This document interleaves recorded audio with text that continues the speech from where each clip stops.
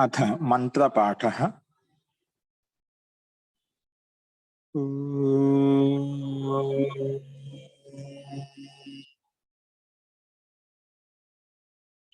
सहनाववतु सहनौ भुनक्तु सह वीर्यं करवावहै तेजस्विनावधीतमस्तु मा विद्विषावहै। ओम शांति शांति शांति।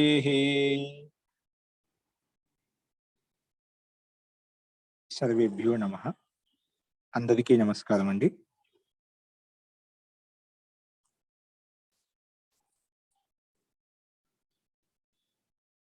మనము సాంఖ్య దర్శనంలో 5వ అధ్యాయం చెప్పుకుంటున్నాము. ఈ 5వ అధ్యాయంలో కూడా నిన్న మనము 64 సూత్రాల వరకు చూశాము. అక్కడ ప్రకరణం ఏం చెప్పుకుంటున్నామంటే, పూర్వపక్షి జీవాత్మ చేసిన కర్మ కారణంగా ఈ సృష్టిలో ద్వైవిధ్యం కనిపిస్తుంది. కాబట్టి జీవాత్మ ప్రకృతి యొక్క సత్తను ఆశ్రయించే ఇక్కడ సృష్టి నిర్మాణం జరిగింది అని చెప్పుకున్నాము. కానీ ప్రకృతి జీవాత్మను బ్రహ్మాత్మన స్వరూపతో భిన్న వస్తుని ఇది కల్పనాయం నిరాకర్తుం ఆహ. ఇక్కడ కానీ ఈ సృష్టి బ్రహ్మాండం ఏదైతే ఉందో మొత్తం జీవాత్మ ప్రకృతి సహాయం చేత ద్వైవిధ్యం కనిపిస్తుంది. కానీ ఈ రెండు కూడా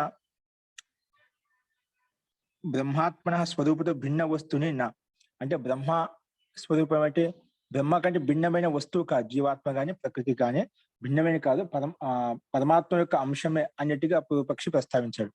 ఈ జీవాత్మ ఈ ప్రకృతి కూడా బ్రహ్మాత్మ స్వరూపం భిన్న వస్తువుని నా అంటే బ్రహ్మ కంటే బ్రహ్మస్వరూపం కంటే పరమాత్మ కంటే భిన్నమైన వస్తువు కాదు.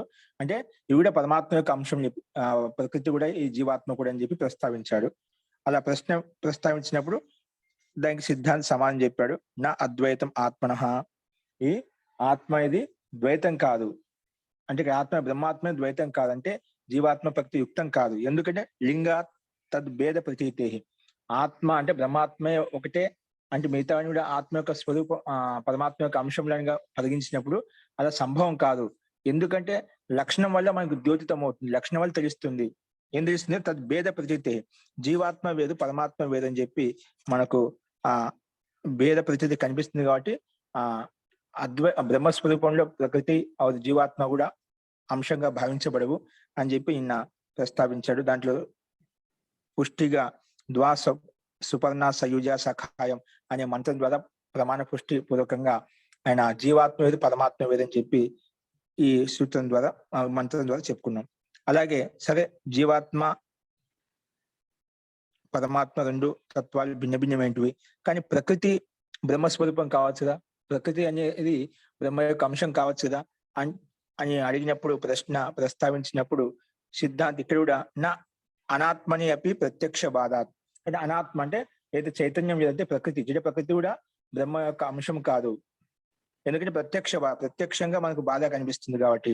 ఎందుకంటే ప్రత్యక్షంగా జగత్ ఏదైతే ఉందో అది నష్టం అవుతుంది. నష్టం అవుతుందంటే పరమాత్మ యొక్క నష్టం, ఇప్పుడు పరమాత్మ యొక్క అంశంగా భావించాం అనుకోండి, ఈ ప్రకృతి అనేది పరమాత్మ యొక్క అంశంగా భావించినప్పుడు ప్రకృతి విధంగా కొంతకాలం నష్టం అయిపోతుందో ఆ నష్టమయ్యేటువంటి తత్వము ధర్మం అనేది ఈ పరమాత్మ సంభవిస్తుంది. కానీ ప్రత్యక్ష బాధ సంభవిస్తుంది. కానీ ప్రత్యక్ష విరుద్ధము. అది పరమాత్మ ఇప్పుడు నష్టం కాదు, శాశ్వతంగా ఎల్లప్పుడూ ఉంటాడు. కాబట్టి ఈ దోష ప్రసక్తులు వస్తుంది. కాబట్టి జీవాత్మ కూడా ప్రకృతి యొక్క ప్రకృతి కూడా జీవాత్మ యొక్క ప్రకృతి కూడా పరమాత్మ యొక్క అంశం కాదు అని చెప్పి సిద్ధాంతి ఇక్కడ ప్రస్తావించామట. అంటే రెండు కలిసి ప్రకృతి జీవాత్మ రెండు కలిసి ఏమన్నా ఒకేసారి పరమాత్మ యొక్క అంశంగా భావించవచ్చా? రెండు విడివిడిగా ఉన్నాయి అని రెండు కలిసినప్పుడే పరమాత్మకు అంశంగా అయిపోతాయి, అలా భావించవచ్చా? నా ఉభయం తేనైవ. అదే రెండు హేతుల ద్వారా రెండు కలిసి కూడా పరమాత్మ యొక్క అంశం కావు. ఎందుకంటే అదే ప్రత్యక్షానికి బాధ కలుగుతుంది కాబట్టి తద్ భేద ప్రతీతి ఆ భేద ప్రతీతి మనకు స్పష్టంగా కనిపిస్తుంది కాబట్టి రెండు కలిసి కూడా పరమాత్మ యొక్క అంశం ఎప్పుడు కావు. ఎందుకంటే మళ్ళా ఎందుకు శృతిలో అలా చెప్పబడుతుంది, శృతులు ఎందుకు అలా అద్వైతం గురించి చెప్పబడుతుంది, పరమాత్మ ఒకటే మిగతావన్నీ కూడా పరమాత్మ యొక్క అంశంలో అని చెప్పి ఎందుకు అలా వేదంలో చెప్పబడింది అంటే దానికి సమాధానం అన్యపరత్వం అవివేకానాం తత్ర. ఇక్కడ ఏదైతే అవివేకానం అంటే సామాన్య వ్యక్తులు వ్యక్తులకు మందబుద్ధి కలిగిన వారికి అలాంటి వ్యక్తులకు అలా చెప్పబడింది. వాస్తవంగా అక్కడ ఏదైతే శృతి ప్రమాణంగా అద్వైతం గురించి చెప్తారో అది అద్వైతం గురించి చెప్పలేదు. అక్కడ సృష్టి రచన గురించి చెప్పబడింది. సృష్టి రచన విషయంలో ఇక్కడ ఏంటంటే ప్రమాణం ఆత్మావా ఇదం ఏక ఏవ అగ్ర ఆసిత్. ఆత్మ అంటే పరమాత్మ ఒకడే ఈ సృష్టి కంటే ముందు ఉండేవాడు, అది కరెక్టే. కానీ ముందు ఎందుకు ఉండేవాడు? చైతన్యంగా సక్రియంగా ఆ పరమాత్మ ఒకడే ఉండేవాడు. మిగతా ఆ జీవాత్మలన్నీ కూడా ఈ ప్రకృతిలో నిశ్చేష్టంగా పడి ఉన్నాయన్నమాట. సక్రియ ఆత్మ కేవలం అది పరమాత్మనే.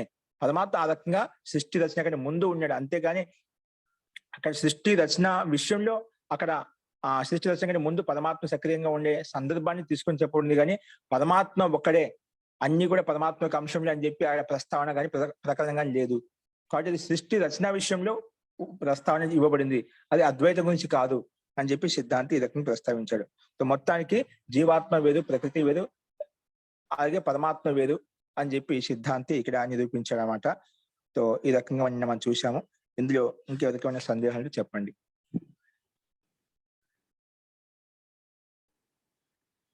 ఆత్మ పరమాత్మ ప్రకృతి విషయం ఇంకెవరికైనా సందేహం ఉందా అండి? ఓకే, చూడండి. ఇప్పుడు అదే క్రమంలో ప్రకృతి అనుసరామ ఇంకో కొత్త ప్రస్తావన ప్రస్తావిస్తున్నాడు. సరే, ఆత్మ వేరు, జీవాత్మ వేరు, పరమాత్మ వేరు అని చెప్పావు. 3 తత్వాలు భిన్నమైనటువంటి చెప్పుకున్నాం. కానీ ఇక చూడండి, కింద కనిపిస్తుంది మనకు స్లైడ్ చూడండి. ఏం చెప్పామంటే నిన్న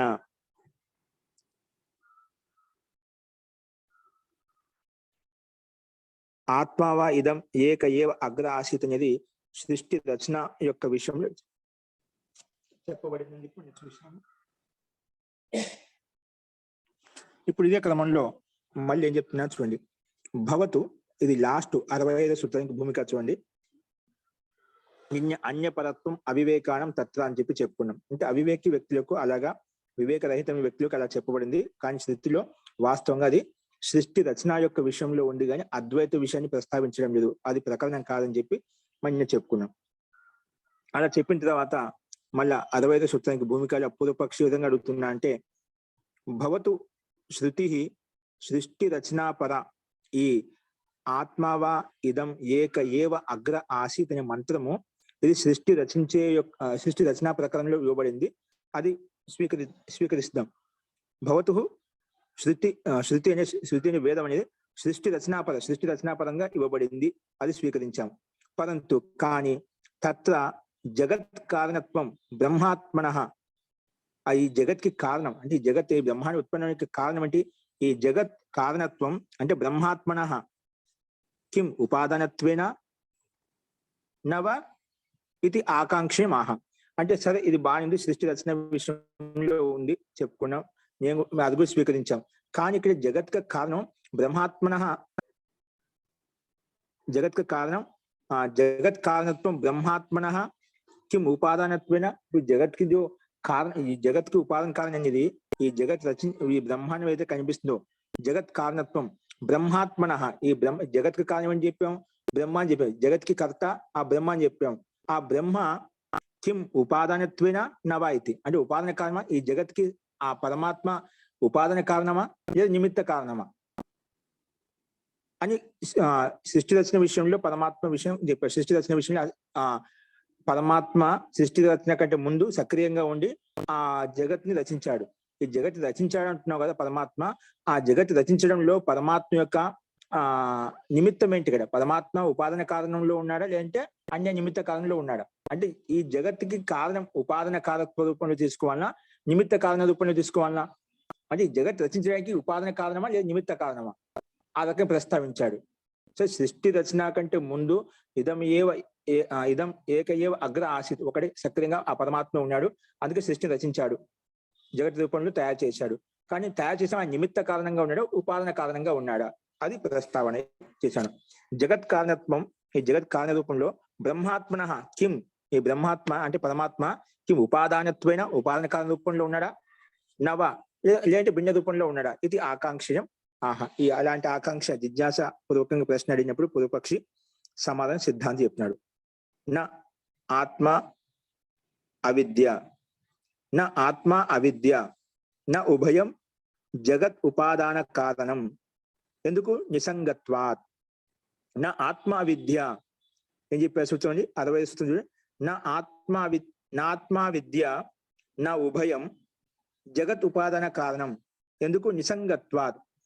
అంటే ఆత్మ అవిద్య, నా ఆత్మ కాదు అవిద్య కాదు, ఈ రెండు కాదు, నా ఉభయం రెండు కూడా కాదు. అంటే ఆత్మ అంటే పరమాత్మ కంటే అతిరిక్తమేంటూ అవిద్య, అంటే అవిద్య పరమాత్మలో అంటే ఒక భిన్నతత్వం అని చెప్పి ఇక్కడ పూర్వపక్షి అద్వైతవాదంలో స్వీకరిస్తాడు. ఎందుకంటే ఇప్పుడు ఇవి అంటే అద్వైత సిద్ధాంత ప్రకారంగా పరమాత్మ యొక్క అంశమే జీవాత్మ ప్రకృతి అని చెప్తామట. అలా స్వీకరించినప్పుడు ఆ జీవాత్మలు ఏవైతే అవిద్య ఉందో అంటే అది కూడా పరమాత్మ యొక్క అంశంగా భావించాలి కదా. జీవాత్మలు ఏదైతే అవిద్య ఉందో అది పరమాత్మ అంశంగా భావించాలి. ఎందుకంటే పరమాత్మ యొక్క అంశమే జీవాత్మ అన్నప్పుడు ఆ జీవాత్మ అవిద్య అయితే పరమాత్మ నుంచి వచ్చింది, అంటే అవిద్య కూడా స్వీకరించాలి, పరమాత్మ అవిద్య కూడా ఉందని చెప్పి. అందుకే వాళ్ళని దృష్టిలో పెట్టుకుని ఇక్కడ ప్రస్తావించాడు. అందుకే నా ఆత్మ అవిద్య అంటే ఆత్మ అంటే పరమాత్మ, అవిద్య అంటే పరమాత్మ భిన్న, పరమాత్మ అంతర్గతం లేదా పరమాత్మ భిన్నమైన అవిద్య తత్వం ఏదైతే ఉందో, అవిద్యం నా ఈ రెండు కాదు. అంటే ఆత్మ ఉపాదాన పరమాత్మ అవిద్య నా ఉభయం ఈ రెండు కలిసి కూడా జగత్ ఉపాదాన కారణం, జగత్ ఉపాదాన కారణం కాదు. ఉపాదాన కారణం చెప్తాను ఇప్పుడు. జగత్ ఉపాదాన కారణం కాదు. ఎందుకు కాదంటే నిసంగత్వ, అవి దాని సాంగత్యంలోకి రావు కాబట్టి, అంటే దాని సహాయం సాంగత్యం చేత సంబద్ధం చేత అవి ఉత్పన్నం కావు కాబట్టి.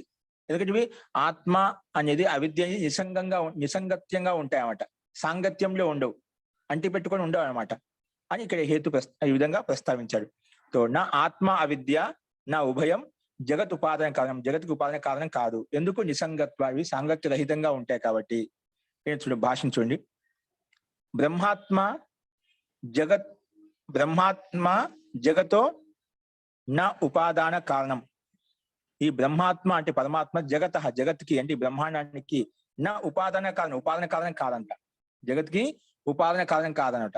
ఉపాదాన కారణం అంటే ఇప్పుడు ఒక కుంభకారుడు కుండలు తయారు చేసేటప్పుడు ఆయన నిమిత్త కారణంగా ఉంటాడు తయారు చేయడంలో. ఉపాదాన కారణం ఏంటి, ఆ చక్ర సహాయం తిప్పడం కూడా, దానికి అతని దగ్గర ఉండే కర్ర, మిట్టి, మన్ను ఏదైతే ఉందో, నీళ్ళు ఏవైతే ఉపయోగిస్తాం అంటే అవన్నీ ఉపాదాన కారణం అంట. ఆ కుండను తయారు చేయడం కూడా ఉపయోగించే పదార్థాలు ఏవైతే ఉన్నాయో ఉపాదాన కారణంగా తీసుకుంటాం. ఒక కుంభరివాడు కుండను తయారు చేసేటప్పుడు అక్కడ నీళ్లు ఉపయోగిస్తాడు, మన్ను ఉపయోగిస్తాడు, మన్ను బాగా పేస్ట్ గా చేసి బాగా కలిపి ఒక చక్ర సహాయంతో, దండ సహాయంతో, కర్ర సహాయంతో తిప్పుతాడు అనమాట. ఇవన్నీ ఉపాదాన కారణాలు. కానీ ఆ కుంభకారుడు నిమిత్త కారకుడు, అంటే తయారు చేయడం నిమిత్త కారకుడు. ఇవన్నీ సహాయంగా ఉన్నాయి కాబట్టి ఉపాదాన కారణాలు. అలాగే ఈ జగత్తుకు నిర్మించడంలో, జగత్తుని తయారు చేయడంలో పరమాత్మ ఉపాదాన కారణమా లేదా నిమిత్త కారణం ఏంటి అంటే దానికి సమాధానం బ్రహ్మాత్మ జగత్కి నా ఉపాదాన కారణం, ఉపాదాన కారణం కాదు. ఎందుకు నిసంగత్వ, ఆ సాంగత్యంలో ఉన్నాడు. ఏ విధంగా అయితే కుండను తయారు చేయడంలో ఏ విధంగా అక్కడ పదార్థాలు, ఆ నీళ్లు కావచ్చు, మన్ను కావచ్చు, అక్కడ చక్రం కావచ్చు, తిరిగే చక్రం కావచ్చు, కర్ర కావచ్చు తిప్పడానికి, ఇవన్నీ సహాయంగా ఉంటాయి. అలాగా అలాంటి సాంగత్యంలో పరమాత్మ లేడు. పరమాత్మ ఈ జగతి ఉత్పత్తి అలా సాంగత్యంతో యుక్తం కాలే అనమాట. ఆ పదార్థాలు ఏవైతే అన్ని సాంగత్యంగా ఉన్నాయో అలా సాంగత్యంలో లేడు. అలాగే నిసంగత్వాత్ అని చెప్పి బ్రహ్మాత్మ జగతికి ఉపాదాన కారణం కాదు. ఎందుకు నిసంగత్వాత్. నెక్స్ట్ ఉపాదానం హి ఖలు కమపి అన్యం సంగత్య ఏవ కార్యాత్మన భాసతే. ఉపాదానం హి ఖలు, ఎందుకంటే బ్రహ్మాత్మ జగత్కి ఉపాదాన కారణం కాదు అని చెప్పాం. ఎందుకు నిసంగత్వాత్, ఎందుకంటే ఉపాదాన కారణం ఏదైతే ఉందో, మన ఉపాదాన కారణం ఏదంటున్నాం, ఉపాదానం హి ఖలు కమపి అన్యం సంగత్యేవ. ఉపాదానం ఏదైతే అంటో అది ఏదో ఒక దాంతో కలిసే కార్యరూప వస్తువుగా తయారవుతుందండి. అది కార్యాత్మక వస్తు రూపంలో తయారవుతుంది. చూడండి పక్కన భాష్యము. సో ఏదైనా ఒక ఉపాదాన కారణం అంటున్నామంటే అది ఖచ్చితంగా ఏదో ఒక వస్తువు పదార్థం సాంగత్యంలో ఉంటూ అది తయారు చేస్తున్నాం అన్నమాట. అది చెప్పాడు. ఉపాదానం హి ఖలు కమపి అన్యం సంగత్య ఏవ కార్యాత్మన భాషతే. పైన భాషించండి. కపి సంగత్య ఏవ కార్యాత్మన భాషతే. ఇప్పుడు మేము చెప్పాను, ఒక కుండను తయారు చేయడంలో కుమ్మరివాడు ఆ మన్ను అనే సహాయంగా ఉంటుంది. అది సాంగత్యంగా ఉంటుంది. ఆ మన్ను చేత ఆ మన్ను కూడా నీళ్లు కలిపిన సాంగత్యం నుండి కలవడం వల్ల అది పేస్ట్ గా తయారైంది, ముద్దగా తయారైంది. దాన్నే ఆ చక్కెర సహాయంతో దండ సహాయం తిప్పుకుంటూ దాని ఒక కార్యవస్తు రూపంలో, కుండ రూపంలో, బొమ్మ రూపంలో భిన్న రకాలుగా తయారు చేస్తాడనమాట. అంటే ఆ సాంగత్యం ఉందన్నమాట. ఆ సాంగత్యం ఉన్నప్పుడే దానికి ఆ వస్తువు యొక్క స్వరూపం కనిపిస్తుంది అన్నమాట. ఆ సాంగత్యంలో ఉపాదాన కారణం అనేది సాంగత్యంగా లేదనుకోండి, అంటే ఆ మన్ను కానీ, నీళ్లు కానీ, ఆ కథ సహాయం కానీ, ఆ చక్రం కానీ అక్కడ లేదనుకోండి, ఆ కుంభకారుడు కూడా ఆ కుండను తయారు చేయడం అన్నమాట. అంటే ఉపాదానం అంటూ ఏది అంటున్నాడే సాంగత్యంగా ఉండి ఒక వస్తు రూపం తయారు చేస్తుంది. అలా పరమాత్మ లేడు. అందుకే చెప్పాడు ఉపాదానం అంటే ఎలా ఉండాలంటే, ఉపాదానం హి కలు కమపి అన్యం సంగత్య, అన్య వేరే వస్తు పదార్థని సాంగత్యంతో ఉంటూ కార్యాత్మన భాషలే, కార్యరూపంలో అది ఉత్పన్నం చేస్తుంది, కార్య వస్తువును ఉత్పన్నం చేస్తుంది. కాబట్టి అలా పరమాత్మ కాడు. అందుకే ఇది ఉదాహరణ చెప్పాడు. మృత్తిక యథ, ఏ విధంగా అంటే మన్ను, ఆ మన్ను లేకుండా కుంభకారుడు కూడా కుండను తయారు చేయమాట. ముఖ్యమైనది యథ కుంభకారం, కుంభకారం అంటే కుండను దండ చక్రాధికం సంగత్య. ఇప్పుడు దండ అంటే కర్ర ఉంటుంది, చక్రం ఉంటుంది తిప్పడానికి. ఆ చక్రాధికం ఇంకా చాలా నీళ్లు, మట్టు, వెన్నీకి చాలా సహాయంగా ఏవైతే ఉపయోగపడతాయి అన్ని కూడా దండ చక్రాధికం సంగత్య. ఆ సాంగత్యంలో ఉంటూ ఇవన్నీ కూడా ప్రతిదీ ఆ కుండ కార్యవస్తు తయారయ్యేంత వరకు ఇవన్నీ సాంగత్యంలో దగ్గరగా ఉంటాయి, అన్ని ఉపయోగపడుతుంటాయి అక్కడ. అందుకే దండ చక్రాధికం సంగత్య అన్ని కలిసే ఘట రూపేణ కార్యాత్మన సంజాయతే. ఇవన్నీ కలిసే సంగత్య కలిసిమెలిసే ఘట రూపేణ, ఘట రూపంలో, కార్యాత్మన కార్యవస్తు రూపంలో సంజాయతే ఉత్పన్నమవుతాయి, కనిపిస్తాయి. కాబట్టి ఇది ఏదైతే ఉపాదాన కారణం అంటున్నావో అవన్నీ సంగత్య కలిసి అన్ని ఒకచోట ఉండే అవి కార్యరూప వస్తువును తయారు చేస్తాయి. అది చెప్పి కార్యాత్మన సంజాయతే అని చెప్పి, అలా పరమాత్మ ఆ సాంగత్యం లేడు కాబట్టి జగత్తుకి ఉపాదాన కారణం కాదు. ఈ జగత్తుని బ్రహ్మాన్ని తయారు చేయడానికి పరమాత్మ ఉపాదాన కారణం కాదు. మరి అవిద్య పక్కన నా ఆత్మ అవిద్య అని చెప్పారా, ఆత్మ కాదు, పరమాత్మ సాంగత్య రహితంగా ఉంటాయని చెప్పాం. మరి అవిద్య కూడా కాదు. అవిద్యాపి నా ఉపాదాన కారణం. ఏమైనా అవిద్య అంటే పరమాత్మ కంటే భిన్నతత్వం, ఒక అవిద్యత్వం కూడా పూర్వపక్షి స్వీకరించి అద్వైతం వాళ్ళు స్వీకరిస్తామట. సో అవిద్యాపి నా ఉపాదాన కారణం. ఏమైనా అవిద్య ఉపాదాన కారణమా? ఈ జగత్తుని రచించడంలో అవిద్య ఏమైనా ఉపాదాన కారణంగా ఉందా అంటే అది కూడా కాదు. అవిద్యాపి నా ఉపాదాన కారణం. ఎందుకు? అవిద్య హి ఖలు అవస్తు రూప నాహి అవస్తు సంసర్గ సమర్థం. సో ఈ అభావం అనేది అవస్తు రూపం. ఇక్కడ ఏనుగుక అభావము, ఇక్కడ ఏనుగుక అభావం అని చెప్పారు. ఇక్కడ ఏనుగు లేదంటే అక్కడ వస్తువే లేదు, అక్కడ పదార్థం లేదన్నమాట. అభావాత్మక సత్తా అంటూ ఉండదన్నమాట ఇక్కడ. అందుకే అవిద్య అంటే అభావ రూపము. అభావ రూపానికి దాన్ని ఎలా తీసుకోగలుగుతాము? అవిద్య హి ఖలు అవస్తు రూప, అది వస్తు రూపం కాదు. నాహి అవస్తు సంసర్గ సమర్థం. ఏదైతే వస్తువే కదా అది వేరే వస్తువు సంసర్గం ఎలా ఉత్పన్నం అవుతుంది? ఏదో ఒక వస్తువు వేరే వస్తువు సంసర్గం కలిసిపోతుంది. కానీ ఏదైతే అవిద్యనో అభావ రూపమో, అవిద్య అంటే అభావం, ఏదైతే అభావం శూన్యంగా ఉందో, శూన్య వస్తువు వేరే సత్తాత్మక పదార్థం చేత ఎలా కలుస్తుంది? కలవదనమాట. అందుకే అవిద్య హి ఖలు అవస్తు రూప, వస్తు రూపం కాదు. ఎందుకంటే నాహి అవస్తు, ఏదైతే వస్తువు కాదో సంసర్గ సమర్థ, అది వేరే వస్తువు చేత సంసర్గ యుక్తం కావడానికి సమర్థం కాదు. ఏదో వస్తువు ఇంకొక వస్తువు కలుస్తుంది, కానీ అది వస్తువే కాదా వేరే వస్తువు కలుస్తుందంటే అది సామర్థ్యం ఉండేవాట. అందుకే నహి అవస్తు సంసర్గ సమర్థం, సంసర్గమైన అంటే సాంగత్యంలో సమర్థమైన శక్తి దానికి ఉండదు. ఎందుకంటే బ్రహ్మాత్మ అథ అవిద్యాచ పరస్పరం సంగత్య ఉపాదానం భవేత్. అందుకే పైన చెప్పిన అవిద్య కూడా జగత్తుకి ఉపాదాన కారణం కాదు అని చెప్పి సిద్ధాంతి ప్రస్తావన. మళ్ళీ ఏం చెప్పాడు? అయితే బ్రహ్మాత్మ అథ అవిద్యాచ పరస్పరం సంగత్య ఉపాదానం భవేత్. మళ్ళీ పూర్వపక్షం అంటున్నాడు, సరే కేవలం బ్రహ్మాత్మ జగత్తుని ఉత్పత్తి చేయడంలో నిమిత్త కారణం కాదు. అవిద్య అనేది అభావాత్మకంగా ఉంది, అవస్తు రూపంగా ఉంది కాబట్టి అది కూడా జగత్తుకి ఉపాదాన కారణం కాదు. అయితే ఈ బ్రహ్మాత్మ అవిద్య రెండు కలిసి జగత్తుకి ఉత్పత్తిలో సహాయంగా ఉండొచ్చు కదా. బ్రహ్మాత్మ అథ అవిద్యాచ పరస్పరం అంటే ఒకదానికోటి సంగత్య కలిసి ఉపాదానం భవేత్, ఉపాదాన కారణంగా ఉండొచ్చు కదా. తదపి నా, అవి కూడా కాదని సిద్ధాంతం చెప్పారు. తదపి నా ఎందుకు? నిసంగత్వాత్, నిసంగత్వాదేవ. ఎందుకంటే ఈ రెండు అవిద్య అని అభావాత్మక, అది ఎట్లా వస్తు అభావాత్మక వస్తు భావాత్మక వస్తు కలవడానికి సామర్థ్యం లేదు. అలాగే పరమాత్మ నిసంగుడు కాబట్టి ఎప్పుడు సాంగత్యంలోకి రాడు. కానీ ఆ పరమాత్మ ఎటువంటి వాడు? క్లేశ కర్మ విపాకాశ అపరామృష్ట. ఈ క్లేశ కర్మ విపాకాలతో సంఘాతం చేత అవయవ సన్నిధ్యం చేత ఏవైతే ఉత్పన్నమవుతాయో అటువంటి వాటితో అపరామృష్టి పరంగా ఉంటాయి, దూరంగా ఉంటాడనమాట, సాంగత్యం రహితంగా ఉంటాడనమాట. అందుకే అది రెండు సంభవించమన్నమాట. అందుకే నిసంగత్వాదేవ నాహి వస్తు అవస్తునో సంగో భవతి. ఎందుకంటే వస్తుతో సంగత్యంలోకి రాదు అన్న. నాహి వస్తు అవస్తునో సంగ భవతి. వస్తుకి అవస్తుకి ఎప్పుడు సాంగత్యం ఏర్పడాలి. ఏదైనా వస్తువు సాంగత్యం ఏర్పడుతుంది, కానీ వస్తుకి సాంగత్యం ఏర్పడుతుంది అంటే పరస్పరం సాంగత్యమే ఉండదు అన్నమాట. అందుకే నాహి వస్తు అవస్తునో సంగో భవతి. కాబట్టి ఆ సాంగత్యం ఉండేది కాబట్టి, నిసంగత్వం ఉంది కాబట్టి, అందుకే బ్రహ్మాత్మ అది కూడా జగత్కి ఉపాదాన కారణం కాదు, అవిద్య కూడా జగత్కి ఉపాదాన కారణం కాదు. కాబట్టి ఏవం సాంఖ్యమతే బ్రహ్మాత్మ అంటే పరమాత్మ జగత్ ఉపాదాన కారణం నా. అందుకే ఈ బ్రహ్మాత్మ జగత్ ఉపాదాన కారణం కాదు. కింటు ఉపాదాన కారణం అంతరైన భవతు. ఉపాదాన కారణం కాదు, ఉపాదాన కారణం కాబట్టి ఏదైనా కారణం ఉండొచ్చు కదా. కాబట్టి కింటు ఉపాదాన కారణం అంతరైన, ఉపాదాన కారణం కాకుండా కింటు అంతరైన భవతు, వేరే కారణం ఉంటాడు. ఏ కారణం అది? నిమిత్త కారణం ఇది. కానీ ఉపాదాన కారణం కాదు, కానీ నిమిత్త కారణం. ఏ విధంగా కుంభకారుడు ఆ కుండను తయారు చేయడం, ఈ విధంగా నిమిత్తకారుడు నిమిత్తమైన వాడు, అలాగా ఉపాదాన కారకం అంటే ఆ కుండ, ఆ మిట్టి, ఆ నీళ్లు, ఆ చక్రము, ఆ దండ, కర్ర ఏదైతే ఉందో అవన్నీ ఉపాదాన కారణం. కానీ కుంభకారుడు నిమిత్త కారకుడు, ఆ కుండను తయారు చేయడం. అలాగా పరమాత్మ ఉపాదాన కారణం కాదు, కానీ నిమిత్త కారణంగా ఉంటాయన్నమాట. అందుకే నా కింటు ఉపాదాన కారణం అంతరనే భవతు. ఉపాదాన కారణం కాకుండా పరమాత్మ వేరే కారణం ఉంటాడు. ఏ కారణం అంటే నిమిత్త కారణం ఇది. ఆ పరమాత్మ ఈ జగత్ను ఉత్పన్నం చేయడంలో, రచించడంలో, బ్రహ్మాండ రూపంలో తయారు చేయడంలో నిమిత్త కారకుడు. కాబట్టి నా నిషేధ.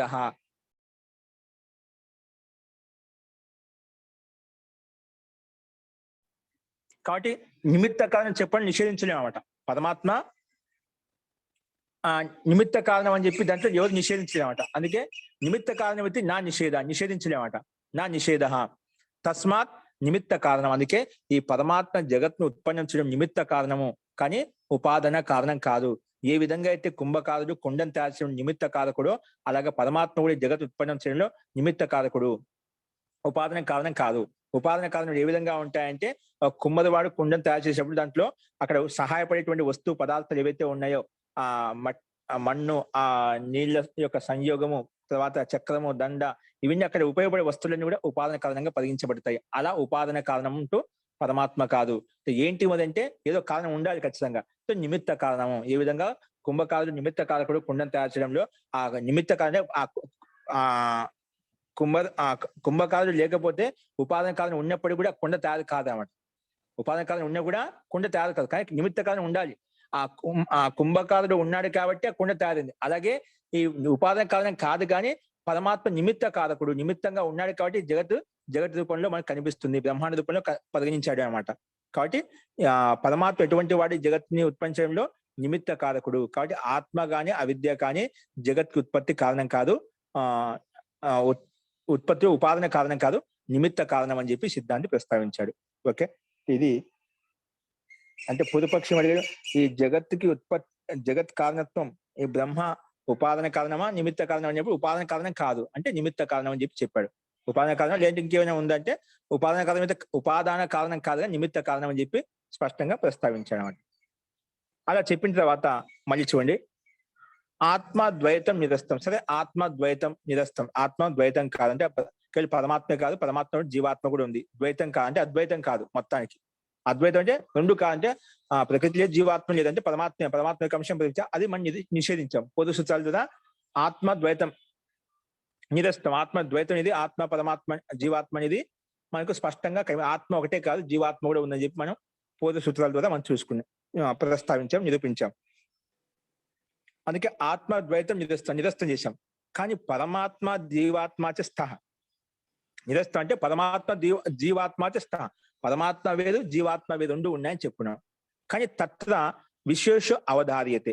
ఈ రెంట్లో మరి పరమాత్మ జీవ రెండు ఉండే రెండింటి విశేషత ఏంటి? పరమాత్మ జీవాత్మ స్థః, పరమాత్మ ఇంకా జీవాత్మ ఉన్నాయంటున్నావు. తత్ర విశేష అవధ, ఆ రెండింటి మధ్య విశేషత ఏంటి? ఆ రెండింటి మధ్య విభిన్నత ఏంటి మరి?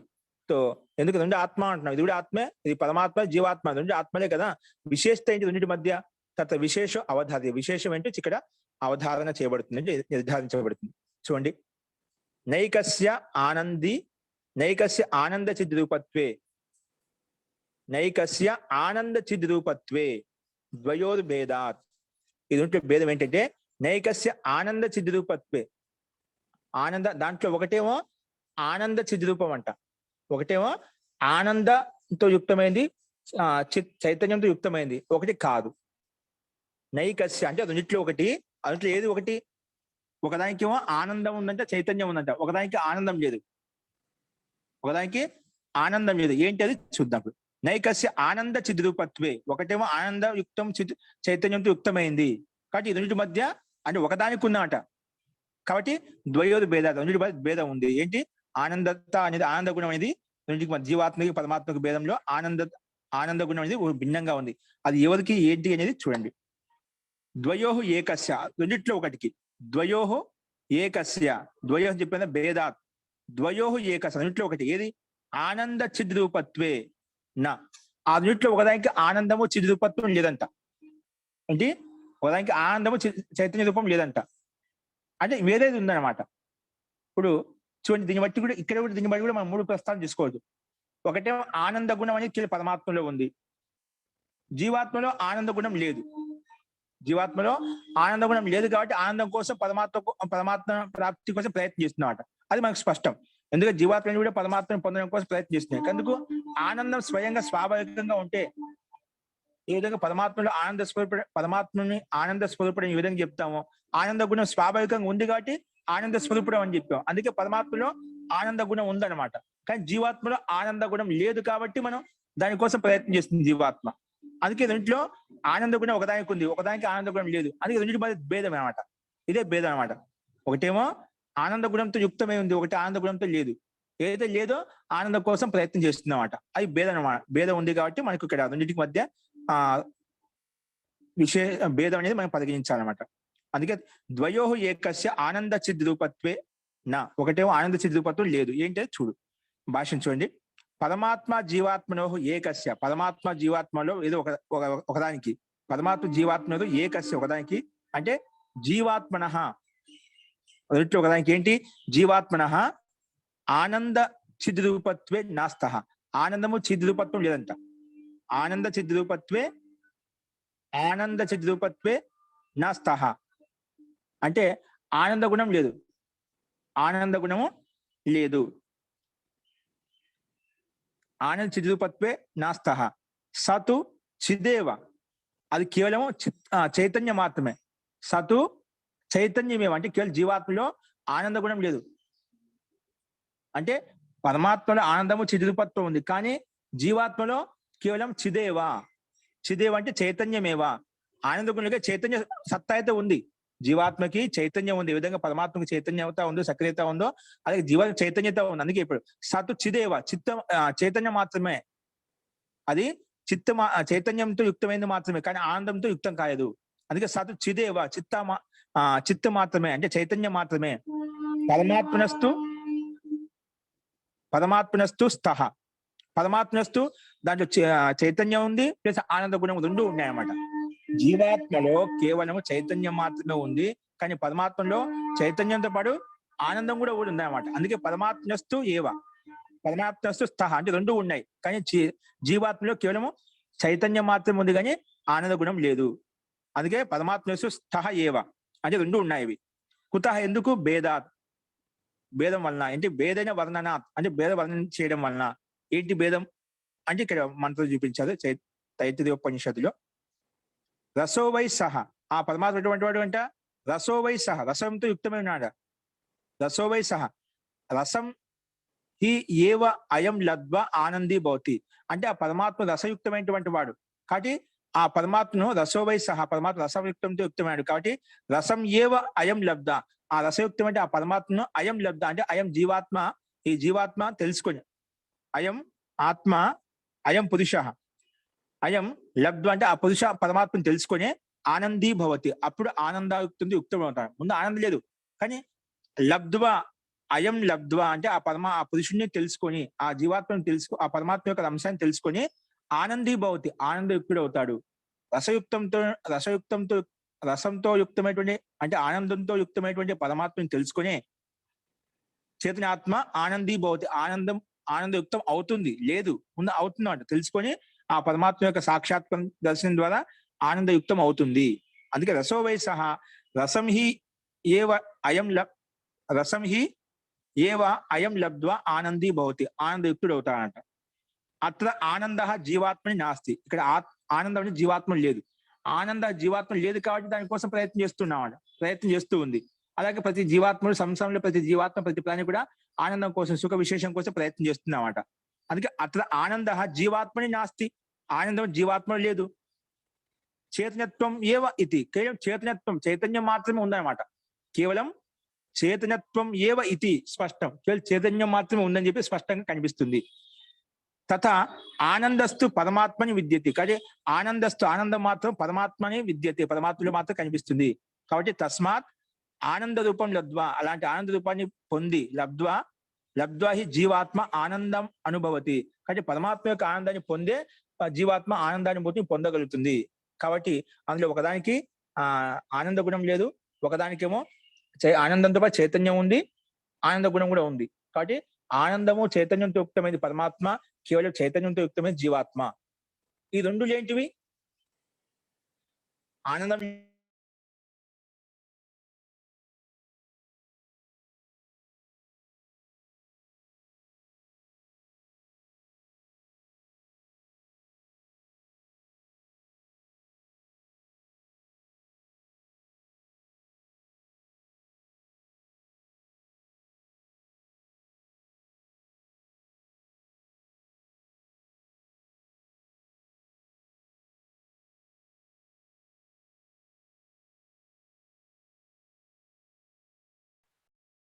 వినపట్టం లేదండి.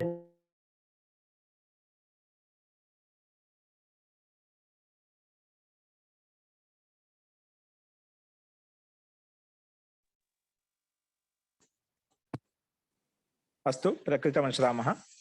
తో మనం పరమాత్మ విషయంలో చెప్తానే సచ్చిదానంద స్వరూపుడు ఏమంటామని, సచ్చిదానంద స్వరూపుడు అంటే సత్ చిత్ ఆనంద స్వరూపుడు. అంటే పరమాత్మ సత్ అంటే సత్తాత్మకత కలిగినటువంటి వాడు, చిత్ అంటే చైతన్యం కలిగినటువంటి వాడు, చిత్ ఆనంద, సత్ చిత్ ఆనంద. కానీ ఆత్మ పరమాత్మ అటువంటి వాడు సత్తా కలిగినటువంటి వాడు, సత్తా ఉంది, చైతన్యం ఉంది, ఆనందం కూడా ఉంది. ఈ మూడు గుణాలు ఉన్నాయన్నమాట. కానీ జీవాత్మకి సత్తాత్మకమైంది, సత్ చిత్, జీవాత్మ అంటే సత్ చిత్ అనమాట. కానీ ప్రకృతి మాత్రం సత్తా మాత్రం ఉంది, చైతన్యం లేదన్నమాట. సో ఈ మూడు గుణాలు మనకి స్పష్టంగా అర్థమవుతుంది. పరమాత్మ ఎందుకంటే సచ్చిత్ ఆనంద స్వరూపుడు, సచ్చిదానంద స్వరూపుడు. సత్తా అంటే సత్తా కలిగింది, చిత్ అంటే చైతన్యం కలిగి ఉంది, ఆనందం అంటే ఆనందంతో యుక్తమై ఉన్నాడు ఆ పరమాత్మ. ఈ మూడు గుణాలు సత్ చిత్ ఆనందం మూడు గుణాలు పరమాత్మలో ఉన్నాయి. కేవలం సత్ చిత్ అనేది కేవలం జీవాత్మలో ఉన్నాయి. కేవలం సత్ అనేది సత్తాత్మకమైంది ఆ ప్రకృతి, కేవలం ప్రకృతికి ఉందన్నమాట. ప్రకృతిలో ఒకే గుణం ఉంది, జీవాత్మ రెండు గుణాలు ఉన్నాయి, పరమాత్మలో మూడు గుణాలు ఉన్నాయన్నమాట. అందుకే సచ్చిత్ ఆనంద స్వరూపుడు అని చెప్తాం. అందుకే ఈ రెండు గుణాలు చైతన్య గుణము మాత్రమే ఉంది, సత్తాత్మ గుణం చైతన్య గుణం మాత్రమే జీవాత్మలో ఉంది, ఆనంద గుణం లేదు. కానీ ఆనందం కోసం ప్రయత్నం చేసి ఆ పరమాత్మ యొక్క అంశాన్ని తెలుసుకొని ఆనందీ భవతి అని చెప్పి మనం మంత్రం చెప్పుకున్నాం. రసో వై సహా రసం హి ఏ వయం లబ్ధ్వా ఆనందీ భవతి అని చెప్పి మనం ఇక్కడ ప్రస్తావించుకున్నాం. కాబట్టి జీవాత్మ ఆనందానుభవం ఎప్పుడు వస్తుందంటే ఆనంద స్వరూపుడు పరమాత్మ తెలుసుకుని ఆనందయుక్తంగా ఉంటుందని చెప్పి మనం ఇక్కడ ప్రస్తావించుకున్నాం. అస్తు. ఈ రకంగా ఈ భేదం మనం చూసాం. భేద వర్ణన ఉంది కాబట్టి పరమాత్మ జీవాత్మ రెండింటికి భేదం. ఈ విధంగా విశేషత ఏంటంటే ఒకటి ఆనందయుక్తంతో అయింది, ఒకటి కేవలం చైతన్యంతో మాత్రం యుక్తమైంది. ఆనందం లేదు. ఆనందాన్ని పొంది అంటే నైమిత్తికంగా వచ్చింది పరమాత్మ యొక్క సాన్నిధ్యం చేత, ఆ ఆనంద గుణం చేత ఆనందం అంటే సుఖాన్ని అనుభవిస్తుంది, సుఖానుభూతిని పొందుతుంది, ఆనందానుభూతిని పొందుతుంది. స్వయంగా స్వాభావికంగా జీవాత్మ యొక్క గుణంగా సుఖ దుఃఖాలంటే జీవాత్మ యొక్క స్వాభావిక గుణాలు కాదు, నైమిత్తికంగా వస్తాయి. అందుకే ఏ జీవాత్మన ఎల్లప్పుడు సుఖంగా ఉండదు, ఎల్లప్పుడు దుఃఖంగా కూడా ఉండదు అనమాట. అవి నైమిత్తికంగా వస్తుంటాయి అన్నమాట. కానీ జీవాత్మకు సుఖ దుఃఖాలు ఎల్లప్పుడు శాశ్వతంగా ఉండవు, నైమిత్తికంగా వస్తుంటే నైమిత్తికంగా వెళ్ళిపోతూ ఉంటాయి అన్నమాట. కాబట్టి తో కేవలం ఆనంద గుణంతో స్వాభావిక గుణయుక్తమైంది పరమాత్మ అని చెప్పి మనం స్పష్టంగా నిర్ధారించుకున్నాం. కాబట్టి రెండు మధ్య భేదం ఏంటంటే ఒకటి ఆనంద గుణంతో యుక్తమైంది, ఒకటి ఆనంద గుణంతో లేదు. అందుకే అప్పుడు ఆనంద గుణంతో లేదు కాబట్టి మనం ఆ ఆనంద కోసం ప్రయత్నం చేస్తుంది జీవాత్మ. అస్తు ఇలా చెప్పిన తర్వాత మళ్ళీ పూర్వపక్షం అడుగుతున్నా అంటే, అస్తు జీవాత్మ స్వరూపత ఆనంద రూపో నా భవేత్. జీవాత్మ స్వరూపంగా ఆనందంతో యుక్తం కాలేదు. జీవాత్మ స్వరూపంగా అంటే స్వాభావికంగా ఆనంద రూపో నా భవేత్, ఆనంద రూపంతో యుక్తం ఆనంద రూపంతో లేదు. పరంతు కానీ ముక్తవుతూ స్యాత్, ముక్తిలో ముక్తి ఎప్పుడైతే ముక్తికి అధికారి అయిపోతుందో, ముక్తికి వెళ్ళిపోతుందో అక్కడతో ఆనంద రూప భవతు, అక్కడైతే ఆనంద రూపంగా ఉంటుందా. ఇక్కడేమో శరీరావస్థలో ఉన్నప్పుడు ఆనంద జీవాత్మ స్వరూపత ఆనంద రూపం కాదు అంటున్నావు, బానే ఉంది. కానీ ఎప్పుడైతే జీవాత్మ ముక్తికి వెళ్ళిపోతుందో, ముక్తి అయితే ఉంది కదా మనం స్వీకరిస్తాం కదా, ముక్తవుతూ స్యాత్, ముక్తిలో ఆనంద రూపంగా ఉండొచ్చు కదా, అప్పుడు ఆనంద స్వరూపం అయిపోతుంది, ఆనంద రూపంగా మారిపోతుంది. అలా పూర్వపక్షి ప్రస్తావించాడు. జీవాత్మ స్వరూపత ఆనంద రూపం నా భవేత్, ఆనంద రూపం లేదు. కానీ పరంతు ముక్తవుతూ స్యాత్, ముక్తికి వెళ్ళిపోయినప్పుడు ఆనంద రూప భవతి, ఆనంద రూపంగా తయారవుతుంది, ఆనంద రూపంగా యుక్తమవుతుంది అని పూర్వపక్షి ప్రస్తావించాడు. దానికి అత్ర ఉచ్యతే సమాధానం. ఇక్కడ సమాధానం సిద్ధాంతి చెప్తున్నాడు. దుఃఖ నివృత్తేర్ గౌణ. ఏంటి సూత్రము? దుఃఖ నివృత్తేర్ గౌణ. కేవలం దుఃఖ నివృత్తిలో మాత్రం గౌణ కథనం అండి. దుఃఖ నివృత్తి అంటే ముక్తిలో ఉంటుందంటే దుఃఖ నివృత్తి ఉంటుంది, అంటే ఎటువంటి దుఃఖాలు ఉండవు ముక్తిలో. కాబట్టి గౌణ, ఇది గౌణ కథనం అన్నమాట. ఆనంద కథనం అది గౌణ కథనం చెప్తాం, ఆనందంగా ఉంటుంది అని చెప్పి చెప్తాం. కానీ అది అప్రధానమైన కథనం, ముఖ్యమైన కథనం కాదు. ముఖ్య కథనం అంటే దుఃఖ నివృత్తి. ముక్తిలో ఉంటుంది అంటే దుఃఖ నివృత్తి కలుగుతుంది, అక్కడ లేశ మాత్రం దుఃఖం ఉండదు. అది ముఖ్య అంశం, ముఖ్య కథనం అన్నమాట. ఏతో ముక్తిలో ఆనందంగా ఉంటుందనేది ఏంటి? గౌణ కథనం. గౌణం అంటే అప్రధానమైన కథనం, ముఖ్య కథనం కాదు. ముఖ్య కథనం ఏంటి? అక్కడ దుఃఖ నివృత్తి ఉంటుంది, అంటే ఎటువంటి దుఃఖాలు ఆ జీవాత్మకు ఉండవు. దుఃఖరహితమైన స్థితి ఆనందంగా చెప్పుకుంటాం అట. దుఃఖరహితమైన స్థితినే ఆనందంగా చెప్పుకుంటాం. అది గౌణ కథ, అప్రధానంగా చెప్పుకుంటాం, అది ప్రశంసలు చెప్పుకుంటాం, అంతేగాని వాస్తవంగా కాదు. అది ఆనంద స్వరూపం కాదు, ఎల్లప్పుడూ ఆనందంతో యుక్తం కాదు. ఆ నైమిత్తికంగా వస్తుంది. ఆ నైమిత్తికంగా ఉన్నందుకు ముక్తిలో ఉన్నందుకు ఆనందాన్ని పొందుతుంది, కానీ వాటి స్వాభావికం కాదు. చూడండి భాష ఏం చెప్తున్నారు. దుఃఖ నివృత్తేర్ గౌణ. భాష చూడండి. ముక్తవు దుఃఖ నివృత్తి జాయతే. చూడు ముక్తిలో ఎలా ఉంటుందంటే దుఃఖ నివృత్తి ఉత్పన్నం అవుతుంది, అంటే దుఃఖ రహితమైన స్థితి ఉంటుందన్నమాట. మన ముక్తి అంటుంటాం కదా. ముక్తి అంటే ఏంటి? అక్కడ లేశ మాత్రం కూడా, అంటే ఆధ్యాత్మిక దుఃఖం కానీ, ఆదిదైవిక దుఃఖం కానీ, ఆది భౌతిక దుఃఖం, మూడు దుఃఖాలే మనకు సంసారంలో మనిషిని పీడిస్తూ ఉంటాయన్న. ఈ మూడు దుఃఖాలు అత్యంతంగా ఎప్పుడైతే నష్టం అవుతాయో అదే ముక్తి అన్నమాట. అందుకే ముక్తి అంటే ఏమిటి? ముక్తవు దుఃఖ నివృత్తి జాయతే. దుఃఖ నివృత్తి అంటే దుఃఖం అని లేశ మాత్రం ఉండదు, అది ఆ స్థితి ఉత్పన్నం అవుతుంది. ముక్తవు దుఃఖ నివృత్తి జాయతే తదా తత్ర ఆనంద రూపో భవతి ఆత్మ గౌణో నా ముఖ్య. అక్కడ అత్యంత దుఃఖ నివృత్తి కలిగినప్పుడు అయితే తదా అప్పుడు తత్ర ఆనంద రూపో భవతి, అప్పుడు ఆనంద రూపంగా అవుతుందని కథనం ఏదైతే ఉందో, ఆనంద రూపో భవతి ఆత్మ, ఆనంద రూపంగా అవుతుంది ఆత్మ అనేది.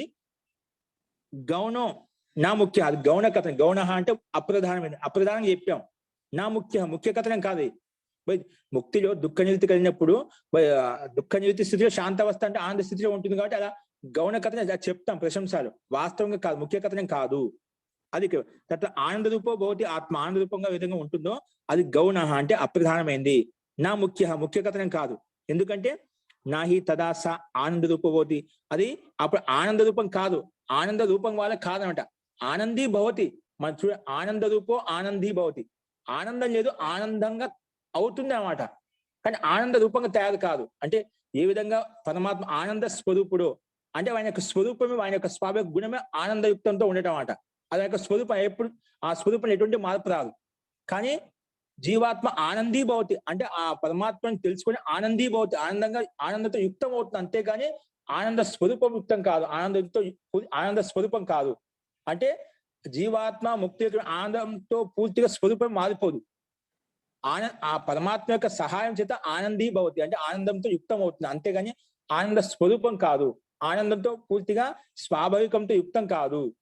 నైమిత్తికంగా ముక్తిలో ఉన్నంత వరకు ఆ ఆనంద స్వరూప అనుభూతిని పొందుతూ ఉంటుంది కానీ ఆనంద స్వరూపం కాదు. ఏ విధంగా అయితే ఆనంద గుణం అనేది జ్ఞాన గుణం అనేది పరమాత్మ ఎల్లప్పుడూ శాశ్వతంగా పరమాత్మతో ఉంటుందో అలాంటి ఆనంద గుణం ఎల్లప్పుడూ శాశ్వతంగా ఉండదు అక్కడ. అందుకే నాహి తదా స ఆనంద రూపం ఆనంద రూపం కాదు అన్న, ఆనంద స్వరూపంతో యుక్తం కాదు. కింటూ స ఆనందీ భవతి, ఆనందంతో యుక్తం అవుతుంది అంతే. ఆనందంతో సంతోషపడుతున్నామట. ఇప్పుడు ఒకరి ఇంటికి ఆతిథ్యం వెళ్ళినప్పటికీ అక్కడ ఇచ్చే వాళ్ళ సుఖ సౌవిధ్యాలన్నీ కూడా ఎంతవరకు ఉంటాయని, అక్కడ ఉన్నంతసేపు మనకు సుఖ ఐశ్వర్యాలన్నీ మనకు కలుగుతూ ఉంటాయన్నమాట. ఒక ఉన్నతమైన ఇంటికి వెళ్ళినప్పుడు అక్కడ సుఖ సౌకర్యాలు చాలా విపులంగా ఉంటాయి. అక్కడ ఉన్నంతసేపు ఆ సుఖ సౌకర్యాలు మనకు విపులంగా కనిపిస్తున్నాడు. అక్కడ ఆనందంతో యుక్తమై ఉంటాం. కానీ ఆ ఆనందం ఎల్లప్పుడూ మనతో ఉండేమాట. అక్కడ ఉన్నంత వరకు మనకు ఆ సుఖ సాధనాలు ఏవైతే ఉన్నాయో సుఖాన్ని ఇస్తూ ఉంటాయన్నమాట. అక్కడి నుంచి బయటికి రాగానే మళ్ళా ఆ స్వరూపత అనేది ఉండదన్నమాట. అలాగే ముక్తిలో ఉన్నంత వరకు నీకు ఆనందంతో యుక్తం అవుతా కానీ ఆనంద స్వరూపం కావు. అది రెండింటికి మద్దతు. అందుకే ఆనందీ భవతి, రసం హి లబ్ధ్వా అయం ఆత్మ ఆనందీ భవతి, ఆనందంతో యుక్తం అవుతుంది కానీ ఆనంద స్వరూపం కాదు. ఎల్లప్పుడూ శాశ్వతంగా స్వరూపం అంటే స్వాభావికంగా ఎల్లప్పుడూ ఉండనట. ఈ విధంగా పరమాత్మ యొక్క గుణాలు ఆనంద గుణం ఆనంద స్వరూపత అనేది ఎల్లప్పుడూ శాశ్వతంగా ఉంటుందో అలాగే శాశ్వత గుణం అనేది ఆ పరమాత్మలో ఉండదు. ఈ విధంగా సుఖ దుఃఖాలు ఎల్లప్పుడూ శాశ్వతంగా ఉండవో అవి నైమిత్తికంగా సుఖ దుఃఖాలు ఉత్పన్నమవుతుంది, నష్టమవుతుంటాయి. అలాగే ఈ ఆనందం అనే ముక్తి కాలం దీర్ఘకాలం వరకు ఆనందంతో యుక్తమై ఉంటుంది కానీ ఆనంద స్వరూపం కాదు. అదే విషయానికి ప్రస్తావించాడు. నహి తదా స ఆనంద రూప భవతి, ఆనంద రూపం కాదు. కింటూ స ఆనందీ భవతి, ఆనందం యుక్తం అవుతుంది. కాబట్టి తేన ఆనంద రూపేణ పరమాత్మన సహ ఆనంది అంటే తేన ఆనంద రూపేణ ఆనందంతో యుక్తమైన పరమాత్మన సహా పరమాత్మతోటి ఆనందంతో యుక్తం అవుతుంది అంతే. కానీ ఎలాగంటే ధనేన ధని ఇవ భవతి, ధన కారణంగా అతను ధని ఏ విధంగా అవుతాడో ఆ ధనం ఎల్లప్పుడు మన దగ్గర శాశ్వతంగా ఉంటుందా, ఆ ధనం ఉన్నంతసేపు ధని అంటామట. ఆ ధనంతో యుక్తమైన వాళ్ళు ధని అని చెప్తామట. ధనం ఎప్పుడైతే వెళ్ళిపోతుందో అప్పుడు మనకు అది శాశ్వతంగా ఉండదో, మన ధనం అది చంచలమైంది, ఎప్పుడు శాశ్వతంగా మన దగ్గర ఉండమంట. అంటే భావ అభావాత్మకంగా ఉంటుందంట, ఎప్పుడు ఒకే స్థితిలో ఉండదు అనమాట. కానీ ధనం ఉన్నంతసేపు మనం ధని ఈ విధంగా అంటామో అలాగే ఆనందంతో యుక్తమైనంతసేపు ఆనంది అని చెప్పి జీవాత్మని అంటాము. ఏ విధంగా ధనవంతుని ధని అంటామో విద్యావంతుని విద్యా సంపన్నుడు ఏ విధంగా అంటాం ఆ ఉన్నంతసేపు అలా అంటామంట. ఆనందం ధనం ఉన్నంతసేపు ధని అంటాము. కాబట్టి ఆ రకంగా ఇక్కడ కూడా మనం అర్థం చేసుకో. ముక్తిలో ఉన్నంతసేపు అక్కడ ఆనందంతో యుక్తమై ఉంటాడు. ముక్తి నుంచి తిరిగి రాగానే అక్కడ మాదిగా ఆ స్వరూపంతో యుక్తంగా ఉండడు కాబట్టి మామూలు స్థితి ఉంటుందన్నమాట. సుఖ దుఃఖానుభూతి చేసిన కర్మను బట్టి మరి సామాన్య స్థితి ఎలాగైతే ఉండాలో అలాగా ఉంటుందన్నమాట పరమాత్మ వ్యవస్థానుసారంగా. కాబట్టి ఇక్కడ మొత్తానికి తేన ఆనంద రూపమైన ఆనంద రూపమైన పరమాత్మతోటి ఆనందీ భవతి, ఆనందంగా ఉంటాడు. ఎలాగంటే ధని ఇవ భవతి, ధనంతో యుక్తమైన ధని ఏ విధంగా చెప్తామో అలాగే ఇక్కడ కూడా ఆనందం అనేది ముక్తిలో ఉన్నంతసేపు ఆ దుఃఖ నివృత్తమైన స్థితి ఉంటుంది. లేశమాత్రము దుఃఖం ఉండదు. ఆ స్థితిని మనం ఇక్కడ కథనంగా చెప్పుకున్నాం. అది ఆనందంగా ఉంటాయనేది కథనం కేవలం గౌణ కథనం, అంటే అప్రధానమైనది, ముఖ్య కథనం కాదు. కాబట్టి ప్రశంస మాత్రం అది. కాబట్టి ఈ రకంగా సిద్ధాంతి ప్రస్తావించాను. చూడండి అదే విషయం ఇంకొక రకం ప్రస్తావిస్తున్నాడు. తదా ఆనంద రూపత్వం తస్య, అలా అప్పుడు ఎప్పుడైతే దుఃఖ నివృత్తి కలుగుతుందో అప్పుడు ఆనంద రూపత్వం తస్య అంటే ఆ జీవాత్మన అలాంటి స్థితి కలుగుతుందన్నమాట. అలాంటి కథను ఎందుకు చెప్తామంటే చూడండి భాష్యం చెప్పాడు. తదా ఆనంద రూపత్వం తస్య 68వ సూత్రం చూడండి. విముక్తి ప్రశంస మందానాం అంటే మంద వ్యక్తులకు, అంటే సామాన్య అల్పజ్ఞులు ఏదైతే ఉన్నదో వాళ్ళకి ముక్తి అంటే ఏమిటి, మోక్షం అంటే ఏమిటి, విముక్తి అంటే అన్ని దుఃఖాల నుంచి విముక్తి కలిగించడం అన్నమాట. దాన్ని ప్రశంస విషయంలో అది చెప్పామంట. విముక్తి కలుగుతుంటే దుఃఖ నివృత్తి కలిగిందంటే నీకు ఆనంద స్థితి కలుగుతుంది. ఎప్పుడైతే దుఃఖం నష్టమవుతుందో నువ్వు ఆనందయుక్తంగా ఉంటావు. అది ప్రశంస మాత్ర కథనం అంతేగాని అక్కడ ఆ ఆనందంతో పూర్తిగా స్వరూపంతో యుక్తం కాదు. ఆనందంగా ఉంటుంది, ఆనంద స్వరూపంతో యుక్తం కాదు. కానీ 2 విషయాలు గమనించాలి. ఆనంద స్వరూపం వేరు, ఆనందంగా ఉండటం వేరు అన్నమాట. ఆనందం కొంతవరకే ఉంటుందన్నమాట. ముక్తి కొంతకాలం ఆనందంగా ఉంటాం, ముక్తి నుంచి తిరిగి రాగానే అక్కడ మళ్ళా ఎలాంటి స్థితి అయితే ఉందో సామాన్య స్థితి అలాగే ఉంటుంది అన్నమాట కర్మలను బట్టి. చూడండి భాష్యం. విముక్తి అనేది ప్రశంస మందానం, విముక్తి ప్రశంస మందానం ఏంటి భాష్యం చూడండి.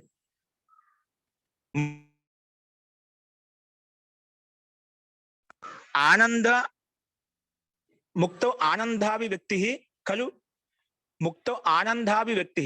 తో ముక్తిలో ఆనందయుక్తంగా ఉంటుంది చెప్పేది అభివ్యక్తి కథనం ఏది చెప్తామో, ముక్తో ఆనందాభివ్యక్తి కలు విముక్తి అంటే ఆనందాభితో యుక్తమైన కథనం ఏదైతే ఉందో, అంటే విముక్తి కథనం ఏదైతే ఉందో అది ప్రశంస. అది కేవలం ప్రశంస మాత్రము. ఎవరికి? మందానం దృష్టం అంటే మంద వ్యక్తులకు, సామాన్య వ్యక్తులకు ఆనందయుక్తంగా ఉంటుందని చెప్పడం కథనం. అది సామాన్య వ్యక్తులకు ప్రేరణ కలిగించడం కోసం ప్రశంస మాత్రం ఇలా ఉంటుంది, ఆనందంగా ఉంటుంది. పరమాత్మతో పరమాత్మ విధంగా ఆనంద స్వరూపుడు అలాగే ఆనందంతో యుక్తమైపోతుంది. అది ప్రశంసలో కథనంలో అలా చెప్తాం, కానీ వాస్తవం ఆనంద స్వరూపం కాదు. ఆనందంగా ఉంటుంది, ఆనందంతో యుక్తం కాదు ఎప్పుడు కూడా. కాబట్టి అదే విషయం ఇక్కడ ముక్తి అంటే కేవలం ఆనందాభివ్యక్తి అయితే ఉందో ప్రశంసలో మాత్రం చెప్పబడింది. ముక్తో ఆనందాభివ్యక్తి, ముక్తిలో ఆనందక అభివ్యక్తి కథనం అనేది విముక్తి అనేది కలు విముక్తి ప్రశంస. విముక్తి అంటే ఏమిటి? ప్రశంస. ఎవరికి? మందానాం దృష్టో, మంద వ్యక్తి దృష్టిలో అలా చెప్పబడింది. అంటే వివేకినాం తు దుఃఖ నివృత్తి, అంటే వివేకవంతులకు దుఃఖ నివృత్తి ఇక్కడ విముక్తి. వివేకవంతులు జ్ఞానవంతులు అవుతున్నదో వాళ్ళకి అత్యంత దుఃఖ నివృత్తే ఇక్కడ విముక్తి అని చెప్పాము. ఆ విముక్తినే ప్రశంసలు ఏం చెప్పాము? ఆనందము అని చెప్పామంట. దుఃఖ నివృత్తి ముఖ్యంగా ఏంటి? అందుకే సాంఖ్యదర్శనం మొట్టమొదటి చెప్పినాం, అత త్రివిధ దుఃఖానం అత్యంత నివృత్తి అత్యంత పురుష. దుఃఖాన్ని ఆధ్యాత్మిక, ఆదిదైవిక, ఆదిభౌతిక దుఃఖ అత్యంత నివృత్తి అంటే అత్యంతంగా తొలగించుకోవడమే, లేశ మాత్రమే ఉండకుండా తొలగించుకోవడమే అత్యంత పురుషార్థమే ఇక్కడ మోక్షం అని చెప్పుకున్నాం, దాన్ని ముక్తి అని చెప్పుకున్నాము. కానీ దుఃఖ నివృత్తి ఇక్కడ మోక్షము. మరి ఆనంద కథనం ఏదైతే ఉందో అది కేవలం ప్రశంస మాత్రము. అది ఎవరికి? మందానం దృష్టిలో, మంద వ్యక్తి దృష్టిలో ప్రేరణ కోసము ఆ రకం కథనం చెప్పబడుతుంది. ముఖ్య కథనం కాదు, గౌణ కథనము. కాబట్టి వివేకినాంతో దుఃఖ నివృత్తి, వివేకం దుఃఖ నివృత్తే ఇక్కడ ఆనందంగా చెప్పుకుంటారు. దుఃఖం అసలు లేశ మాత్రం ఏంటి? ఆనందంతో యుక్తమై ఉంటాడని చెప్పి తాత్పర్యం. అంటే దుఃఖం ఉన్నంతసేపు మనకు సుఖం అనేది సుఖానుభూతి కనిపించిందన్నమాట. ఎప్పుడైతే దుఃఖానుభూతి పూర్తి నివృత్తం అయిందనుకోండి, పరమాత్మ యొక్క ఆనందం ఓతప్రోతం అయిపోతాం, పరమాత్మ యొక్క ఆనందం ఆస్వాదిస్తాం అన్నమాట.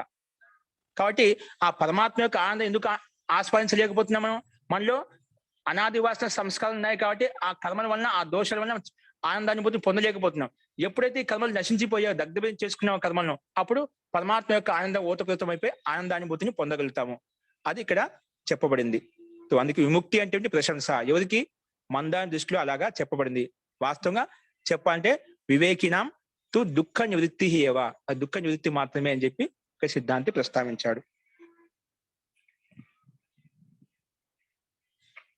అస్తు, ఇందులో ఏదైనా సందేహం ఉందని ఇంకా ఇక్కడ చూడండి, ఇంకోటి చూడండి, కింద ఇంకోటి ప్రస్తావన ఏ విధంగా ప్రస్తావించా అంటే, అస్తు దుఃఖ నివృత్తి ముక్తి దాన్ని ఆనందో గౌణ భావేన ఉచ్యతే. దుఃఖ నివృత్తి ముక్తి, దుఃఖాన్ని నివృత్తి చేసుకునే ముక్తి బాగానే ఉంది. అంటే ఎక్కడ దుఃఖ నివృత్తి కలుగుతుందో, దుఃఖం లేశమాత్రంగా ఉండకుండా వెళ్ళిపోతుంది, దాన్ని ముక్తి అని చెప్పాం. ఎక్కడ దుఃఖం ఉండదో లేశమాత్రం దాన్ని ముక్తి అని చెప్పాం. ఆనందో గౌణ భావేన ఉచిత, దాని మరి ఆనంద కథనం ఏదైతే ఉందో అది గౌణ అప్రధాన రూపం ప్రశంస మాత్రం చెప్పబడుతుంది. ఆనంద భావేన ఉచిత అంటే ప్రశంసాయాం యత్ ఆనంద సుఖం, అంటే ప్రశంసలో ఆనంద అంటే సుఖం అని సుఖానుభూతి అని చెప్పామన్నమాట.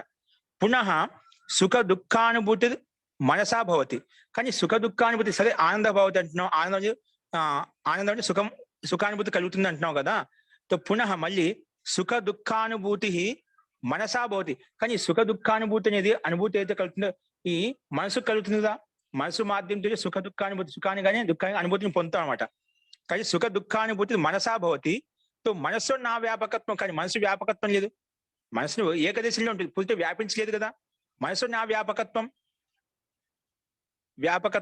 యత్ ముక్తవపి తేన ఆనందానుభూతి, ముక్తవపి తేన ఆనందానుభూతి స్యాదేవ. కాబట్టి కానీ సుఖ దుఃఖానుభూతి అనేది మనసు కలుగుతుంది, మనసు నా వ్యాపకత్వం, కానీ మనసుదే పూర్తిగా అన్ని చోట్ల వ్యాపించి ఉండేది అనమాట. కాబట్టి యత్ ముక్తవపి తేన ఆనందానుభూతి కథం స్యాత్ అంటే ఏ రకం కలుగుతుంది? అది అక్కడ మనసు లేకుండా అక్కడ ముక్తి అంటే ఆనందానుభూతిని ఎలా పొందగలుగుతుంది అని పూర్వపక్షిగా ప్రస్తావిస్తున్నాడు. అంటే వాని అభిప్రాయం ఏంటంటే ఇక్కడ మనసు ఏకదేశం ఒకే చోట ఉంటుంది, మనసు ఏకదేశం. అందుకే ఆ మనసు నా వ్యాపకత్వం అన్ని చోట్ల వ్యాపించలేదు అన్నమాట.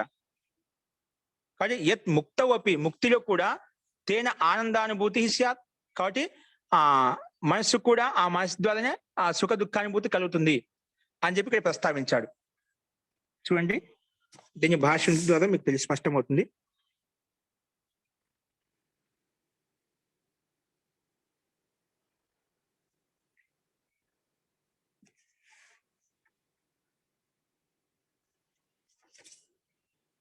అస్తు దుఃఖ నివృత్తి విముక్తి ఆనందో గౌణ భావేన ఉచ్యతే. ప్రశంసాయాం యత్ ఆనంద సుఖం ఏత సుఖం ఉందో పునః సుఖ దుఃఖానుభూతి మనసా భవతి. సుఖ దుఃఖానుభూతి అనేది మనసు ద్వారా అవుతుంది. మనసు నా వ్యాపకత, కానీ మనసు మాత్రం వ్యాపించలేదన్నమాట. యత్ ముక్తోపి తేన ఆనందానుభూతి స్యాత్. ఎందుకంటే ఈ ముక్తిలో కూడా ఆనందాన్ని పొందాలంటే మనసు ఖచ్చితంగా అవసరం. ఎందుకంటే సుఖ దుఃఖానుభూతి మనసు ద్వారా కలుగుతుంది. కానీ ఇక్కడ ఈ మనసుని పూర్తిగా వ్యాపించలేదు, నా వ్యాపకత్వం.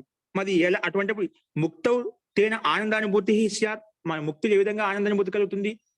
ముక్తిలో సుఖ దుఃఖానుభూతి ఆ మనసు లేకపోతే ఎలా ఆనందాన్ని పొందగలుగుతుంది అని పూర్వపక్షి ప్రస్తావించాడు.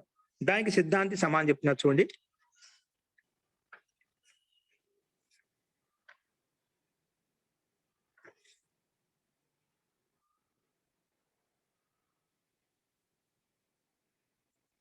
ఇక్కడ ఏం చెప్పా అంటే నా వ్యాపకత్వం మనసః, నా వ్యాపకత్వం మనసః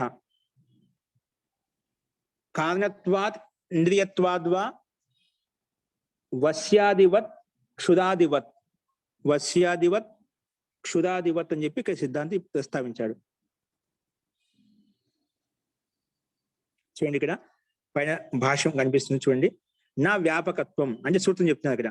నా వ్యాపకత్వం అంటే మనసు, నా వ్యాపకత్వం మనసః. మనసు అనేది ఏది ఒకే దేశం ఏక దేశంలో ఉంటుంది, అన్ని చోట్ల వ్యాపించి ఉందన్నమాట. నా వ్యాపకత్వం మనసః, మనసుని వ్యాపించలేదు. ఎందుకు? కరణం కాబట్టి, సాధనం కాబట్టి. అది ఒక సాధనం సహాయంగా ఉంటుంది. కరణం కాబట్టి సాధనం కాబట్టి. ఇంకోటి హేతు ఏంటి? ఇంద్రియత్వాద్. ఇంకోటి మనసు ఇంద్రియం కూడా. 10 ఇంద్రియాలు, పంచ జ్ఞానేంద్రియాలు, పంచ కర్మేంద్రియాలు ఒక మనసు అని చెప్తుందా? అది ఇంద్రియం కూడా కాబట్టి, అది ఇంద్రియము ప్లస్ సాధనం కూడా కాబట్టి. ఈ 2 కారణాల వలన వశ్యాదివత్ క్షుదాదివత్. వశ్యాదివత్ అంటే సాధన రూపంలో, కర్ణత్వాద్ ఇంద్రియత్వాద్ 2 హేతులు ప్రస్తావించారు కదా. ఇక్కడ పక్కన వశ్యాదివత్ క్షుదాదివత్ అని చెప్పి క్రమంగా తీసుకోవాలి.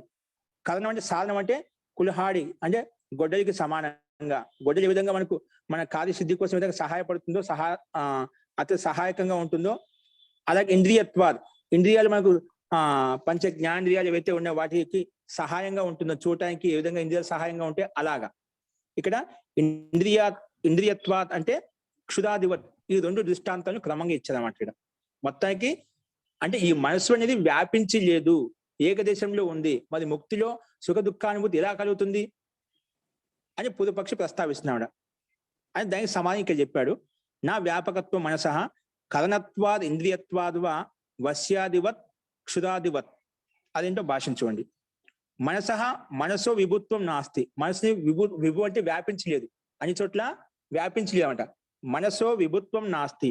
ఎందుకు వ్యాపించలేదు? కరణత్వాద్ వశ్యాదివత్. అది కరణం కాబట్టి అంటే సాధనం కాబట్టి. ఏ రకంగా అంటే కుల్హాడికి సమానంగా. చూడండి, కరణం అంటే ఉపకరణం అంటే సాధనం. కరణం అంటే దాన్ని ఓపెన్ చేసే ఉపకరణం. ఉపకరణం అంటే సాధనం. అంటే సాధనత్వాద్ అంటే కుటారాధివత్ అంటే గొడ్డలికి సమానంగా. లేదా అథవా ఇంద్రియత్వాద్, ఇది మనసుని ఇంద్రియం కాబట్టి చక్షురాధివత్, ఏ విధంగా కళ్ళ సహాయంతో మనం చూడగలుగుతున్నామో అది సాధనం కాబట్టి, అలాగా ఈ మనసు కూడా ఒక సాధనం అన్నమాట. ఆత్మ యొక్క క్రియా కర్మలను సాక్షిగా ఉంటూ అన్ని చేస్తూ ఉంటున్నాడు, అన్నిటికీ సాక్షిభూతంగా ఉంటుందన్నమాట. అది ఇంద్రియత్వాద్ అంటే చక్షురాధివత్. ఏకాదశ ఇంద్రియేషు అంటే 11 ఇంద్రియాలు చెప్పిన, పంచ జ్ఞానేంద్రియాలు, పంచ కర్మేంద్రియాలు, ఒక మనసు 11 ఇంద్రియం మనస్సు అనమాట.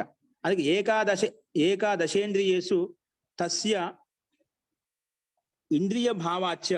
ఈ 11 ఇంద్రియాల్లో ఈ మనసు కూడా ఒక ఇంద్రియం కాబట్టి తస్య ఇంద్రియ భావాచ్య క్షుదాధిపత. అందు ఇంద్రియ భావం క్షుదాదికి సమానంగా అంటే కంటికి సమానంగా. కంట్లు ఏ విధంగా కంటి సహాయం చేత, చెవుల సహాయం చేత చూడగలుగుతున్నాం, వినగలుగుతున్నామో అలాగా సాధనం కాబట్టి ఇది అంటే ఇవన్నీ ఏ విధంగా అయితే ఒక ఏక స్థానంలో ఉన్నాయో, ఒక ఏకదేశంలో ఉన్నాయో, అలాగే ఈ కులహారిని ఒకే చోట ఉంటుంది. మనకు కళ్ళు, చెవులు ఏవైతే ఉన్నాయి, ఇంద్రియాలు ఏవైతే ఉన్నాయో అవి ఒకే స్థాన విశేషంలో ఉంటాయి. అంటే వ్యాపించలేవు అన్నమాట అన్ని చోట్ల. కాబట్టి ఏ విధంగా ఇవి ఏకదేశంలో ఉన్నాయి కాబట్టి అలాగే ఈ మనసు కూడా ఏకదేశంలో ఉంది, అన్ని చోట్ల వ్యాపించలేదు. కాబట్టి నా మనస్సు విభుత్వం నాస్తి, మనసుకి విభుత్వం లేదని చెప్పి ఈ రెండు దృష్టాంతం ఇచ్చామట. ఏ విధంగా కులహాడి అన్ని చోట్ల ఉండదో, ఏ విధంగా చక్షురాది ఇంద్రియాలు అన్ని చోట్ల ఉండవో, అంటే ఏదో ఒక స్థాన విశేషంలో ఉంటాయన్నమాట. అలాగా ఈ దృష్టాంతం ద్వారా సిద్ధాంతి మనసుకు విభుత్వం లేదు, వ్యాపకత్వం లేదు, ఏకదేశంలో ఉంటుంది. కాబట్టి ముక్తిలో ఆనందానుభూతిని, సుఖ దుఃఖానుభూతిని ఎలా కలుగుతుంది అనే ప్రస్తావనకి ఈ రకంగా ప్రస్తావించామట. చూడండి ఇక్కడ. కాబట్టి యథైవ కుటారాదీని సాధనాన్ని చక్షురాదీని ఇంద్రియాని నా వ్యాపకాన్ని, ఏ విధంగా ఇవి వ్యాపకంగా లేవో, యథైవ హి కుటారాది అంటే గొడ్డలి ఏవైతే ఉన్నాయో సాధనాలు, కుటారాదిని సాధనాలు చక్షురాదిని ఇంద్రియాన్ని, మన కళ్ళు, చెవులు, ముక్కు ఏవైతే ఉన్నాయో ఇవన్నీ కూడా ఇంద్రియాలు, మనకు ఇంద్రియాలను ఉపభోగం చేయడం కోసం ఈ సహాయంగా ఉన్నాయన్నమాట. ఇవన్నీ ఏవైతే ఉన్నాయి చక్షురాదిని ఇంద్రియాని నా వ్యాపకాన్ని, ఇవి అన్ని చోట్ల వ్యాపించలేవు అన్నమాట. నా వ్యాపకాన్ని సర్వత్రా వ్యాపార కరణాన్ని, అంటే అన్ని చోట్ల వ్యాపారం అనేది వీటి యొక్క వ్యాపారం అన్ని చోట్ల లేదన్నమాట. సర్వత్ర వ్యాపార కరణాన్ని తథైవ మనో అప్పి, అలాగే మనసు కూడా తీసుకోవాలి మనము. ఈ విధంగా అన్ని చోట్ల వ్యాపించలేవో అలాగే మనసు కూడా అన్ని చోట్ల వ్యాపించలేదు. మరి ఆ ముక్తిలో సుఖ దుఃఖానుభూతి ఎలా కలుగుతుంది? సుఖ దుఃఖానుభూతి మనసు ద్వారా కలుగుతుంది. ఆ మనసు ఇక్కడ అక్కడ వరకు వ్యాపించలేదు, ఆ సాధన ఒకే చోట ఉంటుంది. అటువంటివి ఎలా సంభవం అవుతుంది? అన్ని చోట్ల వ్యాపించలేదు కదా అని పూర్వపక్షి యొక్క అభిప్రాయం. ఇంకోటి, ఈ మనసు అనేది ఏకదేశంలో ఉంటుందనే ప్రస్తావన, అంటే అన్ని చోట్ల లేదు, ఈ మనసు ఒకే చోట ఉంటుంది చెప్పి ఇంకో హేతు చూపించాడు. తత్రైవ అపరో హేతు, అక్కడే ఇంకో హేతు ఏం చూపిస్తున్నాడు దీని పుష్టి కోసం? సక్రియత్వాత్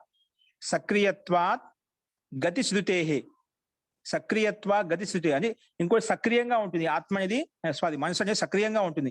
అలాగే గతి శృతే అంటే అక్కడ అలాంటిగా ఇది సక్రియంగా ఉంటుంది చెప్పి ఒక వేదం శృతిలో చెప్పబడింది. ఇది గత్యాత్మకంగా ఉంటుంది, గతిశీలంగా ఉంటుంది, మనసు సక్రియంగా ఉంటుంది శృతిలో, అంటే వేదంలో చెప్పబడింది. చూడండి ఏంటది? సక్రియత్వాత్ అంటే మనస క్రియావత్వాత్, మనసు క్రియావంతమైన అంటే క్రియాయంతో యుక్తమై ఉంటున్నాడు. క్రియామయాత్ అంటే దాన్ని ఓపెన్ చేసేప్పుడు పరిణామ రూప క్రియామయాత్ అంటే పరిణామం, ఎల్లప్పుడూ పరిణామం చెందుతూ ఉంటుంది, ఎల్లప్పుడు నిరంతరంగా వేగవంతంగా సక్రియంగా ఉండి పనిచేస్తూ ఉంటుందన్నమాట. అందుకే మనస క్రియావత్వాత్ అంటే క్రియామయాత్ లేదా పరిణామ రూప క్రియామయాత్ అని చెప్పి చెప్పాడన్నమాట. ఈ రకంగా పర్యావాచ శబ్దాలతో భిన్నంగా ప్రస్తావించాడు. కాబట్టి పరిణామ రూప క్రియామయాత్ అంటే గతి శృతి, అంటే శృతి చెప్పబడింది. ఏం చెప్పబడింది? పునః తస్య గతి శృతిత్వాద్, ఎందుకంటే ఈ మనసు అనేది గతిశీలమైంది, సక్రియమైంది అని చెప్పి గతి అంటే శృతిలో చెప్పబడింది. అత్యంత గతిశీలమైంది అంటే వేగవంతమని చెప్పి శృతిలో చెప్పబడింది. ఏంటి ఆ శృతి? యద్వో, ఇది అథర్వవేదం యొక్క మంత్రము. యద్వో మనః పరాగతం యద్బద్ధం ఇహవా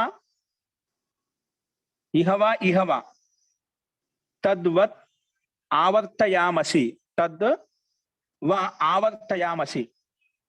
యద్వో మనః పరాగతం అంటే ఇక్కడ ఏదైతే మనసు పరాగతం దూరంగా వెళ్ళిపోయిందో, అంటే ఎప్పుడైనా ఒక్కోసారి మనం ఏకాగ్రత లేనప్పుడు మనసు ఎక్కడెక్కడికో వెళ్ళిపోతుంది. ఎక్కడికో నా మనసు మాట వేయడం లేదు, ఎక్కువగా ధ్యానం చేసే వాళ్ళు, ఇంకేదైనా వ్యక్తిగతంగా ఏదైనా పని లీనమైన వాళ్ళు చెప్తూ ఉంటారు, నా మనసు ఇక్కడ లేదండి, నా మనసు ఎక్కడికో వెళ్ళిపోయిందని చెప్తుంటామంట. అంటే పరాగతం అంటే మనసు ఎక్కడికో వెళ్ళిపోయిందని చెప్తుంటాం కదా, అది అంటే ఎక్కడికో వెళ్ళిపోయింది.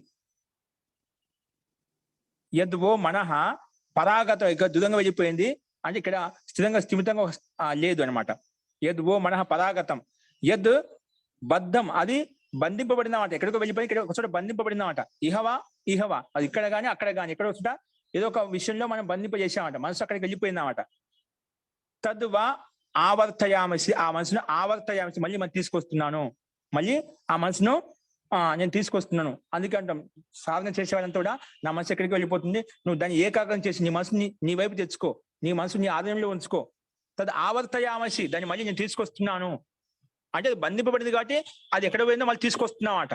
అంటే మనసు చాంచల్యంగా ఉండి ఎక్కడికో వెళ్ళిపోతుంది, ఎక్కడికో ఆలోచన చేస్తూ ఉంటుంది. తద్ ఆవర్తయామసి, మళ్ళీ నేను తీసుకొస్తున్నాను. ఈ రకంగా అది ఏకదేశంలో ఉంది కాబట్టి అలా జరుగుతుందన్నమాట. అది నిజంగా వ్యాపించుంటే ఎక్కడికి వెళ్ళినా మనం దాన్ని ఏం చేయలేం అన్నమాట. కాబట్టి ఇది వ్యాపకత్వం కాదు. అది మళ్ళీ ఎక్కడికైనా వెళ్ళిపోయినా అలా వెళ్ళిపోయింటే మనం కథ నేను చెప్తాం కానీ వాస్తవంగా వ్యాపించలేదు. అది బంధింపబడింది. అది బద్ధం ఇహ అది ఇక్కడ కావచ్చు అక్కడ కావచ్చు బంధింపబడింది కాబట్టి అది తద్వా ఆవర్తయామసి దాన్ని మళ్ళీ తీసుకొస్తున్నాము. ఆ మనసు ఎక్కడ ఉందో మళ్ళీ శాంతంగా ఏకాగ్రత అవస్థతోటి మనం ఒక కేంద్ర బిందువులోకి తీసుకొస్తున్నాము. అంటే మొత్తం మన ఆధీనంలో తెచ్చుకుంటున్నాము. ఈ రకంగా ఇక్కడ మనసు ఏకదేశంతో యుక్తమని చెప్పి ఇక్కడ పుష్టిగా ప్రామాణికంగా ప్రయత్నం చేశాడు సిద్ధాంతి చెప్పడం కోసం. అందుకే తద్వా ఆవర్తయామసి అని చెప్పి ఈ అథర్వవేదం యొక్క మతాన్ని ప్రస్తావించాడు. అదే ఇంకోటి గచ్చతి ఇవ చ మనః, గచ్చతి ఇవ చ మనః, ఎల్లప్పుడు ఈ మనసు ఎప్పుడు నిరంతరంగా గతిశీలంగానే ఉంటున్నమాట. ఎల్లప్పుడూ పని చేస్తూనే ఉంటుందన్నమాట, గతిశీలంగా ఉంటుందన్నమాట. కాబట్టి ఈ రకంగా ఈ కేనోపనిషత్తులో కూడా మంత్రం చెప్పింది గచ్చతి ఇవ చ మనః, ఎల్లప్పుడు నిరంతరంగా గతిశీలంగా సక్రియంగా ఉంటూ ఏదో గతి చేస్తూనే ఉంటుంది. కాబట్టి ఇక్కడ కూడా ఈ సూత్రం ద్వారా కూడా మనస్సు అనేది పూర్తిగా వ్యాపించలేదు, విభూ రూపంలో వ్యాపించలేదు, ఏకదేశంలో ఉంది. కాబట్టి ఆ ముక్తిలో యొక్క సుఖాన్ని ఆనందానుభూతిని ఎలా పొందగలుగుతుంది మనసు లేకుండా అనే ప్రస్తావనకు ఇది అక్కడ మనసుతో సంబంధం లేదు. అంటే సిద్ధాంతం యొక్క తర్వాత మీకు వస్తుంది, మనసుతో సంబంధం లేదు. అక్కడ శరీరంతో ఉన్నంత వరకు మనసు ఉంటుంది. ఆ శరీరం లేనప్పుడు డైరెక్ట్ గా పరమాత్మ ఓతప్రోతమైనప్పుడు పరమాత్మ యొక్క సుఖాన్ని ఆనందానుభూతిని పొందుతూ ఉంటుంది. అక్కడ మనసు దుఃఖానుభూతిని పొందడానికి మనసు అవసరం లేదు. ఆనందం అంటే పరమాత్మ యొక్క ఆనందాన్ని, ముక్తి యొక్క ఆనందం పొందడం కోసము ఈ మనసు అవసరం లేదు. కేవలము పరమాత్మలో ఓతప్రోతమైనప్పుడు పరమాత్మ యొక్క ఆనందాన్ని జీవాత్మ పొందగలుగుతుంది. ఆ శరీరం ఉన్నంతసేపు శరీరంతో యుక్తమై ఉంటుంది కాబట్టి మనసు ఈ జడ పదార్థం కాబట్టి జడ పదార్థంతో యుక్తమైనటువంటి మనసు అప్పుడు మాత్రం సుఖ దుఃఖానుభూతిని పొందుతుంది. ఎప్పుడైతే పరమాత్మ ముక్తిలోకి వెళ్ళిపోయిందో అక్కడ ఈ మనసుకు ఆవశ్యకత ఉండదు అనే ఆ విషయం కూడా తర్వాత మనకు తెలుస్తుంది. మొత్తానికి మనసు విభు కాదు కాబట్టి ఏకదేశంలో ఉంటుందని చెప్పి ప్రస్తావించాడు. ఇది సిద్ధాంతి యొక్క అభిప్రాయము. అది ఇంకా నెక్స్ట్ దీనికి సంబంధించిన సూత్రాలు ఉన్నాయి. అది ఇంకా ముక్తి విషయాన్ని ఆరాధన చేసుకొని ఇవ్వబడ్డాయి. అవి మనం ఈ సూత్రాలు రేపు చూద్దామండి. అస్తు. ఇందులో చెప్పిన వాటిల్లో ఎవరికైనా సందేహం ఉంటే అడగండి. ముక్తి అని తెలిసిన మీద ముక్తి అని దుఃఖ నివృత్తి ముక్తి అంటాము. దాన్ని ఆనంద కథనంగా చెప్పుకుంటాము. ఆత్మ జీవాత్మలో రెండిట్లో పోటీ. ఆ పరమాత్మ సత్ చిత్ ఆనంద స్వరూపమైంది. కేవలం జీవాత్మ సత్ చిత్తు మాత్రమే, కేవలం ప్రకృతి కేవలం సత్తా మాత్రమే. ఈ మూడు మనం ఇలా కూడా ప్రస్తావించుకున్నాము. ఓకే. ఇంకా మనసుని విభుత్వం కాదు, మనసు విభు అంటుంటారు, మనసు విభు కాదు, అది ఏకదేశి అని చెప్పి సిద్ధాంతి ఇక్కడ ప్రస్తావించాడు. మహోదయ, మనసు ఏకదేశి అన్నప్పుడు మరి గతి ఉంది కదా, అంటే అప్పుడు ఒక స్థానంలో ఉండదనే, ఒకే స్థానంలో ఉండి చుట్టూ ప్రకాశం లాగా ప్రయాణం చేస్తుందనే. గతి అని ఉన్నాయి. ఏకదేశం అంటే ఏంటి? పూర్తి ఏ రకంగా అంటే పరమాత్మ అన్ని చోట్ల వ్యాపించి అట్లా వ్యాపించి ఉండేవాడు. అట్లా ఏకదేశం ఒకే స్థానం విషయం. ఇప్పుడు ఈ మనసు ఉండని చెప్పి శరీరం నుంచి చెప్పి మనసు ఉంటుందన్నమాట. అంటే ఒక జీవాత్మలో ఒక మనసే ఉంటుందన్నమాట. అట్లా అన్ని చోట్ల వ్యాపించి ఉండదు. ఇది శాశ్వతంగా విభు అంటే శాశ్వతంగా ఉండే తాత్పర్యం. అనిత్యమైంది, శాశ్వతంగా ఉండే, స్థిరంగా ఉండదు. అంటే ఈ మనసే ఇంక వేరే శరీరం వచ్చినప్పుడు ఈ మనసు రాదు, వేరే మనసు వస్తుందా? అంటే మనసు అంటే ఇది మనసు అనేది శరీరం యొక్క ఒక అవయవం అంట, జడ పదార్థం. ఈ శరీరంతో వెళ్ళిపోయినా మళ్ళీ ఇంకొక మనసు ఏర్పడుతుంది. ఎప్పుడు నూతన శరీరం ఏర్పడిందో అప్పుడు ఆ శరీరానుగుణంగా మళ్ళీ అక్కడ ఆ జడ పదార్థం అంటే పంచ జ్ఞాన పంచకర్మ ఏ విధంగా మనసు ఏర్పడుతుందో ఆ రకంగా తత్వం వస్తుంది పంచభూతాలతోటి మళ్ళీ. కానీ మనసు సాధనమే కాబట్టి శరీరం నుంచి వరకు ఉంటుంది. మనసు ఏక స్థానంలో ఉంటుంది, తర్వాత నష్టం అయిపోతుంది. సూక్ష్మ శరీరం ఉంటుంది. ఆ సూక్ష్మ శరీరం అంతర్గతం ఇవి కూడా వస్తాయన్నమాట. ఆ సూక్ష్మ శరీరంలో మన కర్మాశయం ఏదైతే ఉందో అక్కడ అంతా కూడా సూక్ష్మ శరీరంలో ఉంటుంది. ఆ సూక్ష్మ శరీరంలో ఉండే కర్మాశయం ఏదైతే ఉందో అవన్నీ కూడా మనకు అనుభవించాలనుకున్నప్పుడు, వాటి యొక్క ఆనందాన్ని పొందాలనుకున్నప్పుడు ఈ శరీర మాధ్యంతో మనం సుఖ దుఃఖానుభూతిని పొందుతాం అన్నమాట. అప్పుడు మళ్ళీ ఆ మనసు ఎలా యథావిధిగా ఉంటుంది. ఈ మనసు సహాయం చేత ఇప్పుడు ఇంద్రియాలు శాశ్వతంగా ఉండదు. అందుకే ఇక్కడ ఏం చెప్పాడు, ఇంద్రియాలు ఈ విధంగా సాధనము. మనకు కులహాడి సాధనాలు ఏవైతే ఉన్నాయో మనకు పని చేసుకోవడానికి అవి ఒక ఏకదేశంలో ఉంటాయి, ఎప్పుడు అన్ని చోట్ల వ్యాపించి ఉండదు కదా. అలాగే విభుడ ఎక్కడైతే ఉంటుందో అక్కడే సుఖ దుఃఖానుభూతిని పొందుతూ ఉంటుంది, అన్ని చోట్ల వ్యాపించి ఉండదు. మరి అప్పుడు మనసుని స్థూల శరీరం అని చెప్పచ్చు కదా, సూక్ష్మం అని ఎందుకు చెప్తారు మనసు? మనసు ఈ స్థూల ఇంద్రియాలు ఏవైతే మనకు కంటికి కనిపిస్తున్నాయో అలాగే మనసు మనకు కనిపించే సూక్ష్మ ఇంద్రియం అని చెప్తామాట అంతే. అంతేగాని అది కూడా కాబట్టి ఈ పంచ జ్ఞానేంద్రియాలు పంచ కర్మేంద్రియాలు ఏ విధంగా మన స్థూలంగా మన కంటితో చూస్తున్నాం ప్రత్యేక అది కంటికి దృష్టిగోచరం అవుతుందో అలాగే మనసుకు దృష్టిగోచరం కాదు సూక్ష్మమైందని చెప్తామాట. అంతేగాని ఈ శరీరం పోతే ఈ మనసు పోతుంది, వేరే మనసు మళ్ళీ ఇదంతా జడబ ఈ శరీరం ఉన్నంత వరకు మనసు కూడా ఉంటుంది, దీంతో పాటు నష్టం అయిపోతుంది. ఆహా.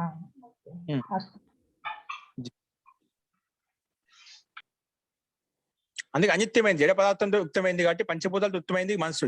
అందుకనే పంచ జ్ఞానేంద్రియాలు పంచ కర్మేంద్రియాలు ఒక మనసు. ఇవన్నీ ఎక్కడి నుంచి ఉత్పన్నమై ప్రకృతి మహాన్ మహతో అహంకార అహంకార తన్మాత్రమే పంచభూతాన్ని. ఈ అహంకారం చేత పంచ జ్ఞానేంద్రియాలు పంచ కర్మేంద్రియాలు ఒక మనసు ఏర్పడిందన్నమాట. తర్వాత పంచభూతాలు ఏర్పడ్డాయి. ఇవన్నీ ప్రకృతి ద్వారా ఉత్పన్నమయ్యాయి కాబట్టి ఆ ప్రకృతిలో మళ్ళీ ఒక సమయం తర్వాత అవి మళ్ళీ నష్టం అయిపోతాయి, ప్రకృతిలో విలీనం అయిపోతాయి. మళ్ళీ ఉత్పన్నమైనప్పుడు మళ్ళీ అదే విధంగా ఉత్పన్నమవుతాయి. పంచభూతాలు అహంకారం చేత ఉత్పన్నమవుతాయి అన్నమాట. ఓ సూక్ష్మ శరీరం అంటున్నాం, 18 తత్వాలతో మనం చెప్పుకున్నాం సూక్ష్మ శరీరం అంటే ఏంటనేది. ఆ సూక్ష్మ శరీరం మన కర్మాశం మనం చేసిన కర్మాశం దాంట్లో సంచిత కర్మాశయం ఉంటుంది. ఆ కర్మాశం సహాయంగానే మళ్ళీ జన్మ అంటూ ఉంటుంది అన్నమాట.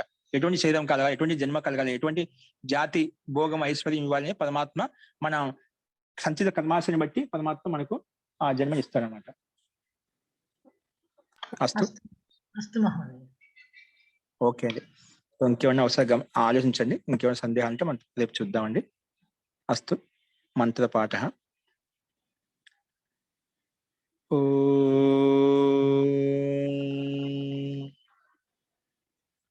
సర్వే భవంతు సుఖినః, సర్వే సంతు నిరామయాః, సర్వే భద్రాణి పశ్యంతు, మా కశ్చిద్ దుఃఖభాగ్ భవేత్. ఓం శాంతి.